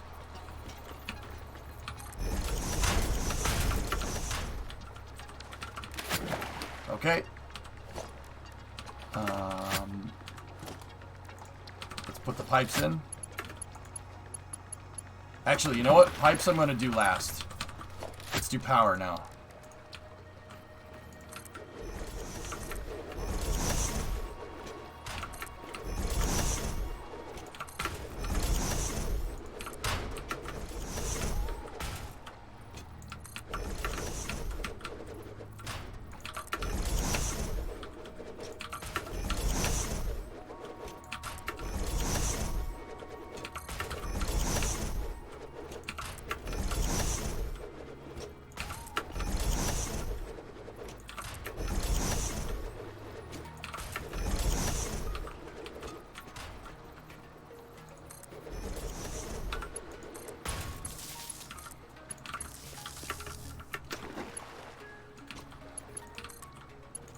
You could totally do a Zoop Tube hub with arms that totally branch space like this. I probably will, Benton. Yeah, that's actually not a bad idea, dude.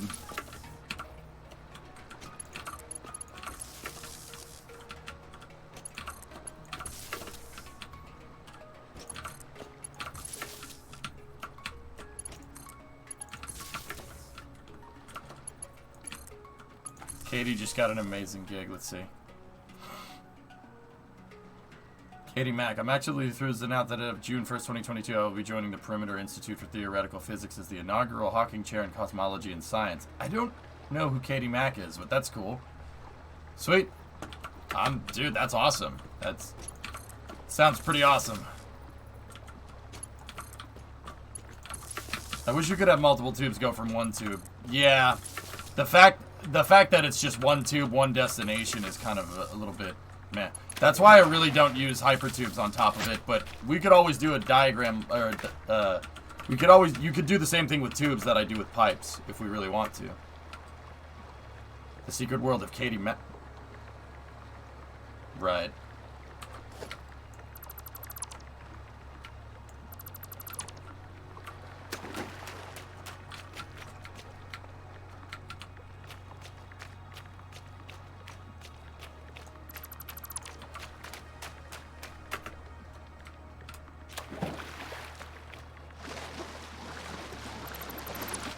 Okay.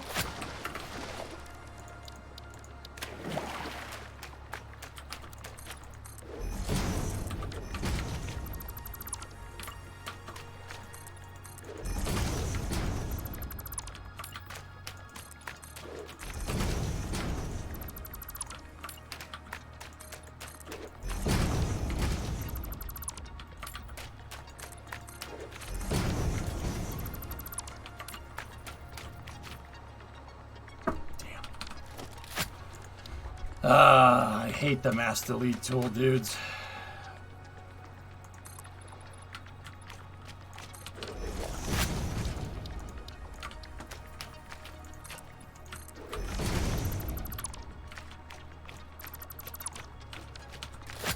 Because I always end up accidentally selecting something and not noticing.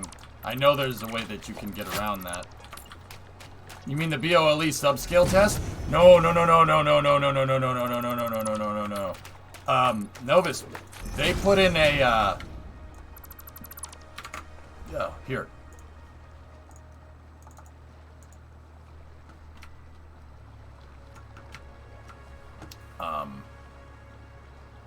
It's down here somewhere. LCRD launched last night, was dope. There's Pritchell. Dude, it was like, it was something that they didn't really talk about too much.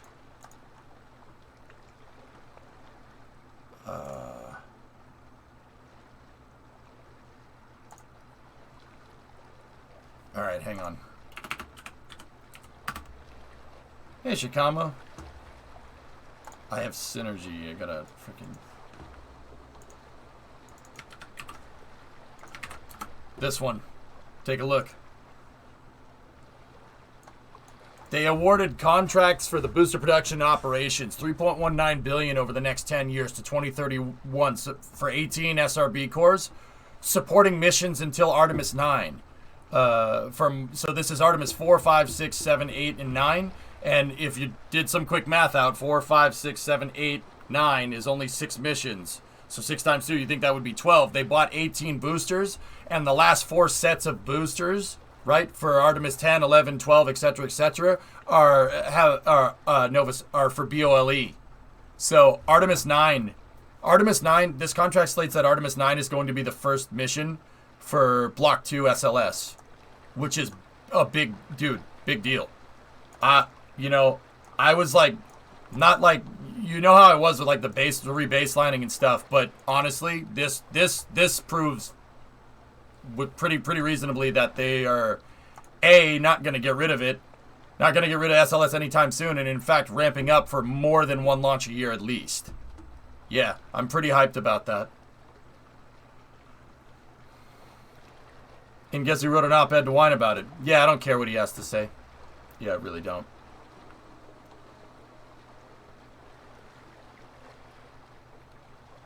So, yeah, this basically gives you the roadmap for the boosters. So they have the roadmap for Orion stuff, right? We have the roadmap for the boosters now. We have, exploration ground systems as a separate thing to work on just cranking out another mobile launcher and maybe another high bay. All we're waiting on is the block buy, dude. Block buy in the EUS. We block buy out those core stages, we are good to go. I will have full confidence restored in SLS. It was kind of touch and go there for a second. Good news, I thought you meant this originally. SLS booster fired up to test the improved design for future Artemis missions. Oh, look at that little guy. Oh, look at that little guy. Nice. It's a mini 5 segment. I want it. Can we use that? Novus, do you think if we went to NASA and said, can we use that for a small sat launcher, you think they'd get upset? It's BOLE subscale testing. Good, man. Yeah, no. You were right, dude. There was no need to freak out.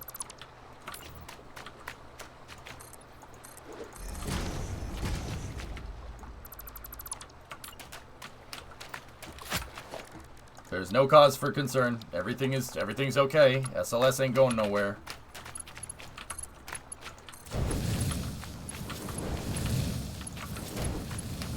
I found that patience is a virtue.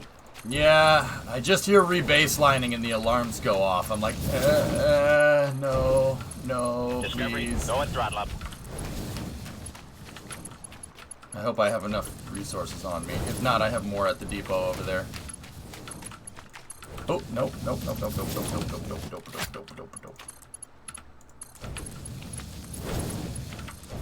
Hey, Arctic, 39 months. Thanks, dude.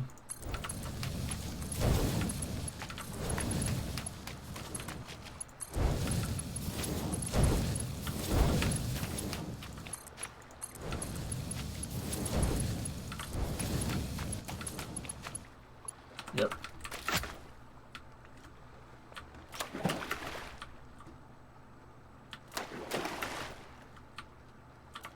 One-third of my pipes are backwards. Pipes aren't directional.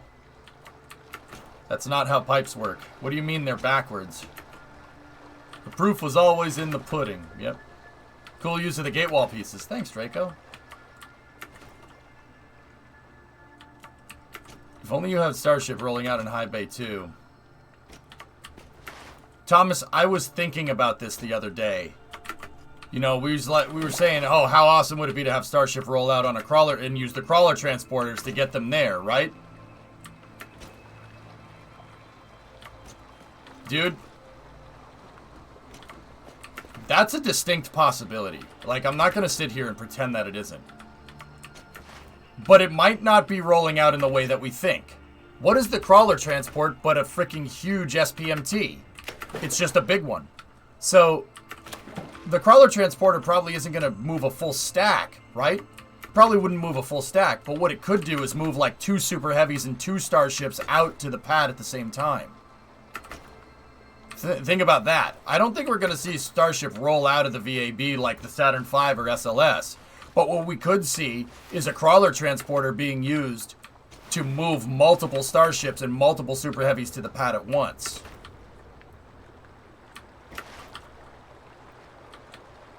What about the integration? But you just stop right before the VIF and you take them off and you put them on SPMTs. You have a very unique capability. I'm pretty sure they haven't figured out what they're going to do yet.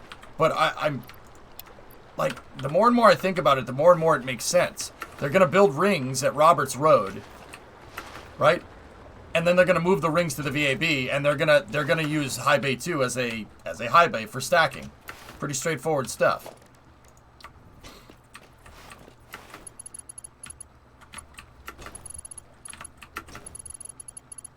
It doesn't make sense for them to like move the HIF. That I don't think SpaceX would do that, especially with Falcon 9 kind of ramping up right now. Is Starship lighter than an SLS? Way lighter, Jim. Oh yeah, SLS is heavier than Starship. Way heavier. You know why? The SRBs are loaded, dude. Think about that. The SRBs are loaded up. How many Starships can the VAB fit? Tomas, let me put it to you like this. There's a VAB. SpaceX is building out the wide bay, they have the wide bay, they have the high bay, and the mid bay. All 3 of those things could fit inside of one NASA VAB high bay. Dude, you could fit a 30-story building, actually a 40-story building, inside of one of the high bays in the VAB. You could, yeah. You have a lot of space.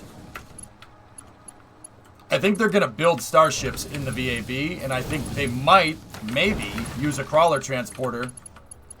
And SpaceX might have a custom ML that's not really designed to launch anything, but it's designed to move Starships out to 39A. They'll go out to 39A on the crawler way, right? And they'll go out to 39A on the crawler, and they'll words, EJ. And they'll take them off at 39A right before the HIF and then put them on SPMTs to get them to the pad. Or they'll make a crawlerway that goes right to Starship's pad. It could be any one of those things. I'm pretty sure they haven't figured out exactly what they're going to do yet. Like, Elon said they just started construction. They wouldn't have a way figured out just yet. Oh, nice. Rocket Lab got a contract. This looks sick. Yeah, man. Looks pretty good.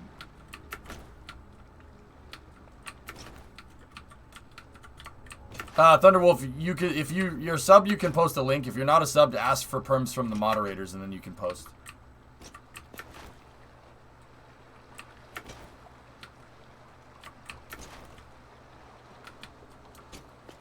See last then. Okay. I changed a rail segment last night and I'd like to show you. Could I post an image or link? Yeah, sure. Yeah, can any mods give Thunderwolf perms? Yeah, ask the mods, dude. Not me. Yeah, drummer, thank you. Okay, Thunderwolf, post the link. I'm not sure username. Maybe. Ooh, you built out some train infrastructure there. I like it. I like it. It's looking good, dude. Yeah, very nice. Very nice. Very nice. Yeah, looks really good. See, Thunderwolf, when you build concurrent, not concurrently, when you build concisely, it really makes the difference. It's very, you know, it looks good and it's very easy to keep it all nice and organized. Keep an organized mind.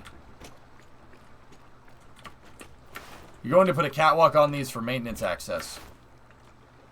So what I'm thinking about here, dudes, is, yeah, I mean, yeah, we should put a catwalk on here. That would be pretty good. The transitions right here, though, would be a little weird to build catwalks on. Because catwalks don't go diagonally.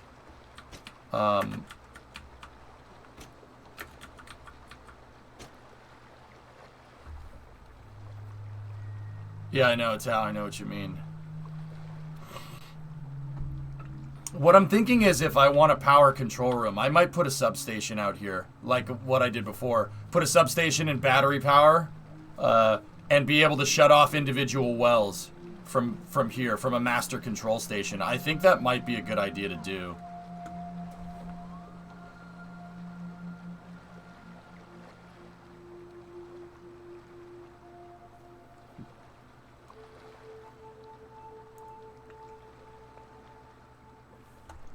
Yeah, I saw that when it came out, XPZ, yeah.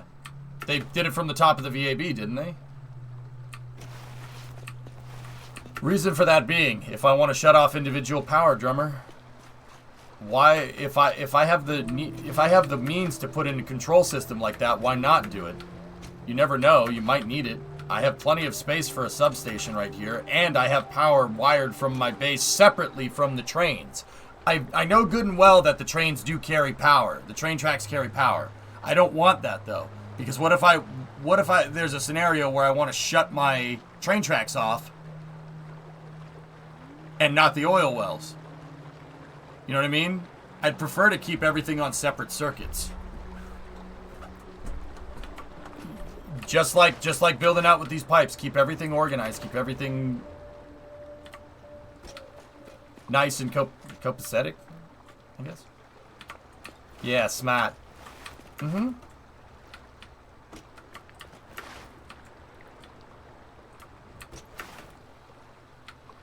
Isn't pipe number 5 supposed to be a Mark 1 since it's crude and not pure? This one is coming from double impure over there. There's double impure.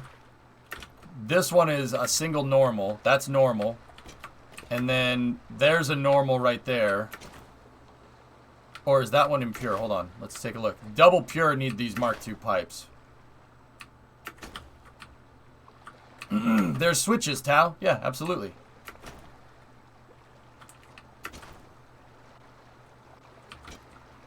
I think this one is normal. Yeah, that one's a normal one. So I'm going to give it a high-powered line. I think this is everything. I think everything here is right. I have double impure combining into one line. And then we have normal, normal, and then pure and pure. So we have 2 impure, 2 normal, and 2 pure. The normal and the pure ones have the Mark II pipes. Okay, or I can just go sideways.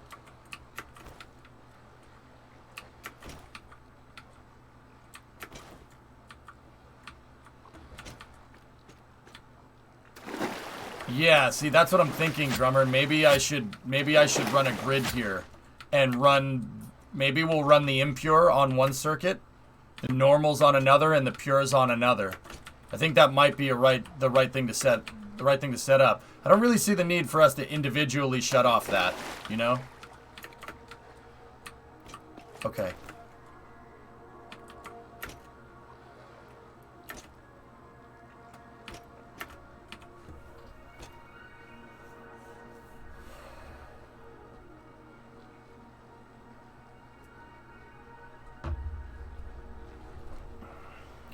Alright, guys. Do you want me to finish the circuitry for the pipes and everything and then go into Space News, or we want to do Space News now and do this on the other half of Space, on the other side of Space News? What are we thinking? Space now? Okay. So we'll do Space now, and then I'll keep working on this on the other side of my Space News segment. If you're wondering what my Space News segment is, it's basically the news about what's going on in the space flight industry segment here on Twitch. Kind of like a little podcast thing that we work on here, but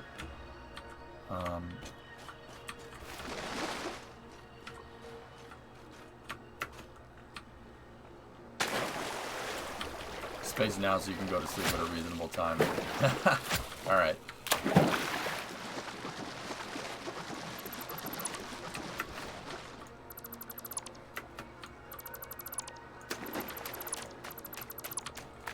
Discovery, go and throttle up. Alright, let me finish out building the supports here. That's the thing that I didn't get to. Ren, 80-month resub. Alright. Jackery, you're in Kentucky now. Cool, man.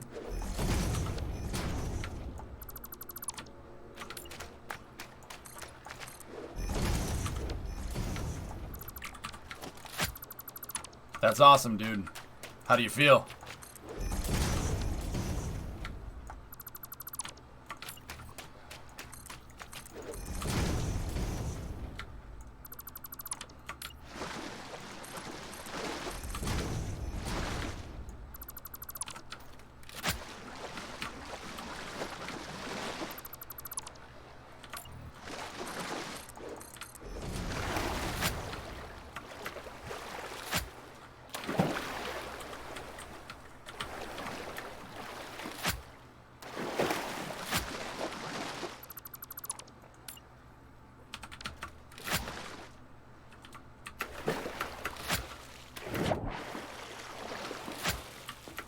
Alright. Let me start running the power here. So that one will be impure. That one will be normal. And that one will be pure. This shouldn't take too long to fix.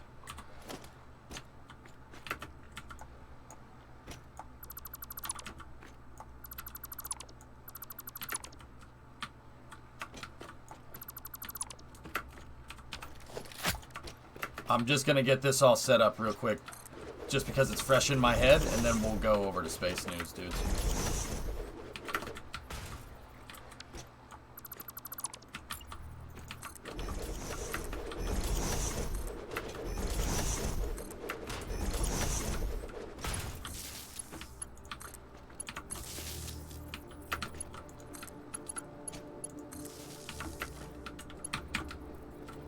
Nope. Get back up here. Maybe a catwalk. Maybe a catwalk is in order. We don't want Space OSHA getting to us.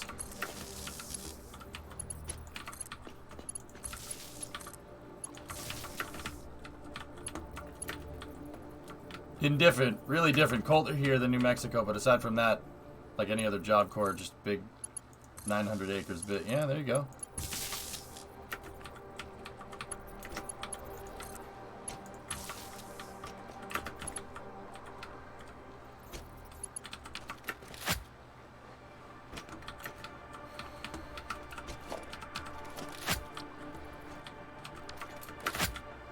The lines are gonna have to cross because of how I set this up. Damn.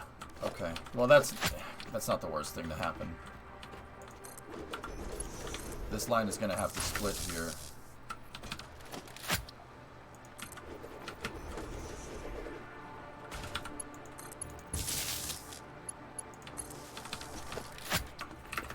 So on the right-hand side here, we'll have the pure nodes.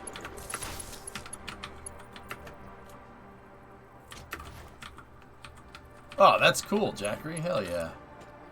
That's really neat.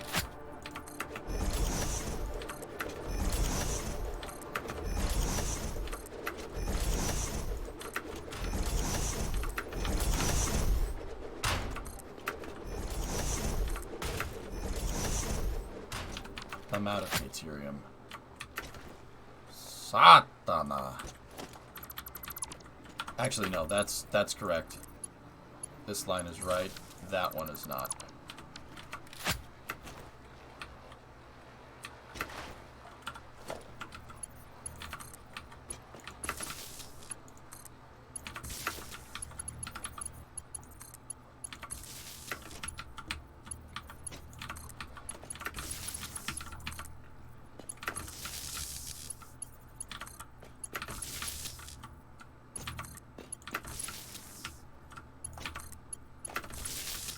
Okay, I could do the rest with the double wall Mark 1, but we should probably go back and upgrade it later. Just chat, remind me to do this, but I want it hooked up for now. I mean, this doesn't really matter, but I usually only use these small, the Mark 1 the Mark 1 wall outlets. I usually only use these for lights and stuff. Not that it matters, it really doesn't make a difference. I use the big stuff, the Mark II stuff, for heavy equipment. This is so I can easily look at this and say, oh, I know that thing is going to lights. I leave these small the Mark 1 outlets for lights and stuff, which is kind of odd because I have lights plugged into the heavy circuit in this design, but yeah.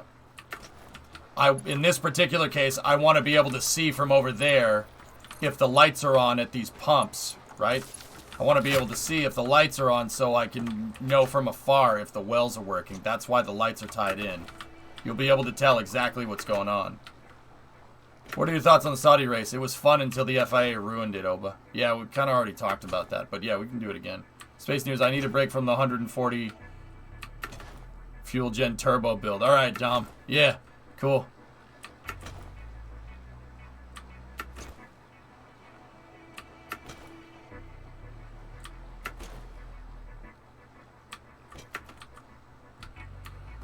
All right, there we go. We got our 3 circuits here. That line is for impure. That line is for normal. That line is for pure. We got 2, 2, and 2. Perfect.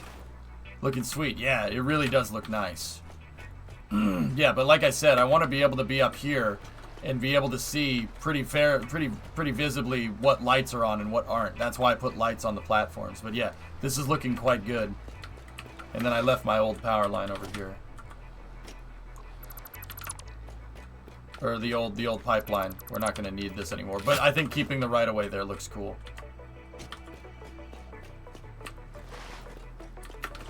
And then on the other side of Space News, guys, will figure out a way to hook this up, put it into one big freaking fuel array, and then put it into there. That's where this holding tank research is going to come in. Yeah. What would be the reason to only have some drills work?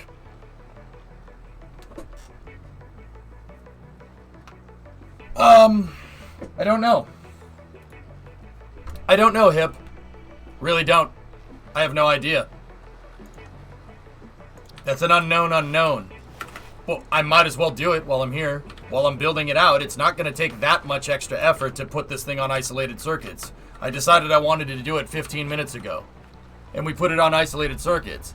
And do I know? No. I have no idea why I would want to do that. But once again, we're building it out. You might as well. It's going to take an extra 2 seconds. And it's a good capability to have. Because there might be some scenario down the road where I need to shut it off. Or there's no scenario and I just keep those switches flipped and it took me an extra 15 minutes. You know? But I remember a long time ago when I was trying to get my factory power working and I couldn't start the factory up because I couldn't isolate certain things because right when I turned it on, the demand spiked through the roof. Having circuit breakers in your design safeguards against that. You notice that my factory's never run out of power this entire time? Like, this entire recent playthrough Satisfactory never run out of power. Because I have everything on redundant battery backup isolators and everything is on a circuit. So I can route power where I need it. Just like real life. This isn't anything that the modern electrical industry doesn't do.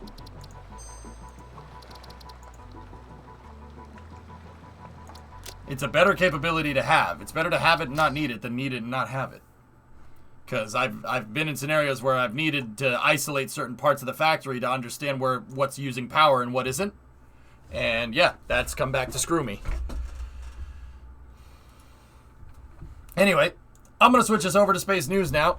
But yeah, that's why I had Google Earth up, because this is what we're going to build next. Discovery, go at throttle up. That's a lot of links. Dylan! Are you sure you're actually Dylan? You're gonna do Kerbal tonight. Canadian, I'm kind of just taking a little bit of a break from KSP. Don't get the wrong idea. KSP is not going anywhere. I still love space and I still want to play it. It's just Kerbal was stressing me out a little bit with mission mode. So what I'm doing is just I'm taking a little bit of a break from it. I don't know how long it's going to last. It probably won't last very long. Kerbal, I still want to play it. But I noticed that it was stressing me out. It was stressing me out, and I got to find a better way to balance it in with the rest of these other games that we want to play. So, yeah, just bear with me on that one. I haven't taken a break from KSP in like 10 years. So, trust me, it just need a little bit of downtime so I can rethink how I want to set up mission, or how I want mission mode to work, and where we're going to go from there. And I want to make sure that I'm not, like, okay, I'll be very straightforward with you. I want to make sure I'm not half-assing the content. Because that's what happened the last time I played Kerbal, and it made me feel terrible. What happened to the poll from KSP? Poll's still working. You guys gave me a week for the K90, or 2 weeks for the K90. When I'm ready to go, we'll jump back in. But guys, I've been the holidays, just going through the holidays and stuff, has just been stressing me out a little bit. And I think I'm pretty sure I've zoned in on the reason. It's not you guys. It's not anything to do with the stream or anything. It's literally the fact that I get 4 hours of sleep a night. I stretched myself way too thin. That's why I haven't been too ridiculously up my tail about being on time for the streams lately, because I'm trying to get 8 hours of sleep. I was doing I can handle 6 days of 6 hours of sleep a week, or 6 hours of sleep a night, but it was started like for 2 to 3 weeks there. I was getting like 4 hours a night, and it stressed, dude. I couldn't do it. I just couldn't do it. I was getting irritable with chat, and I was half-assing content, and I don't want to do that. So, just bear with me here. Trust me, your boy ain't going anywhere.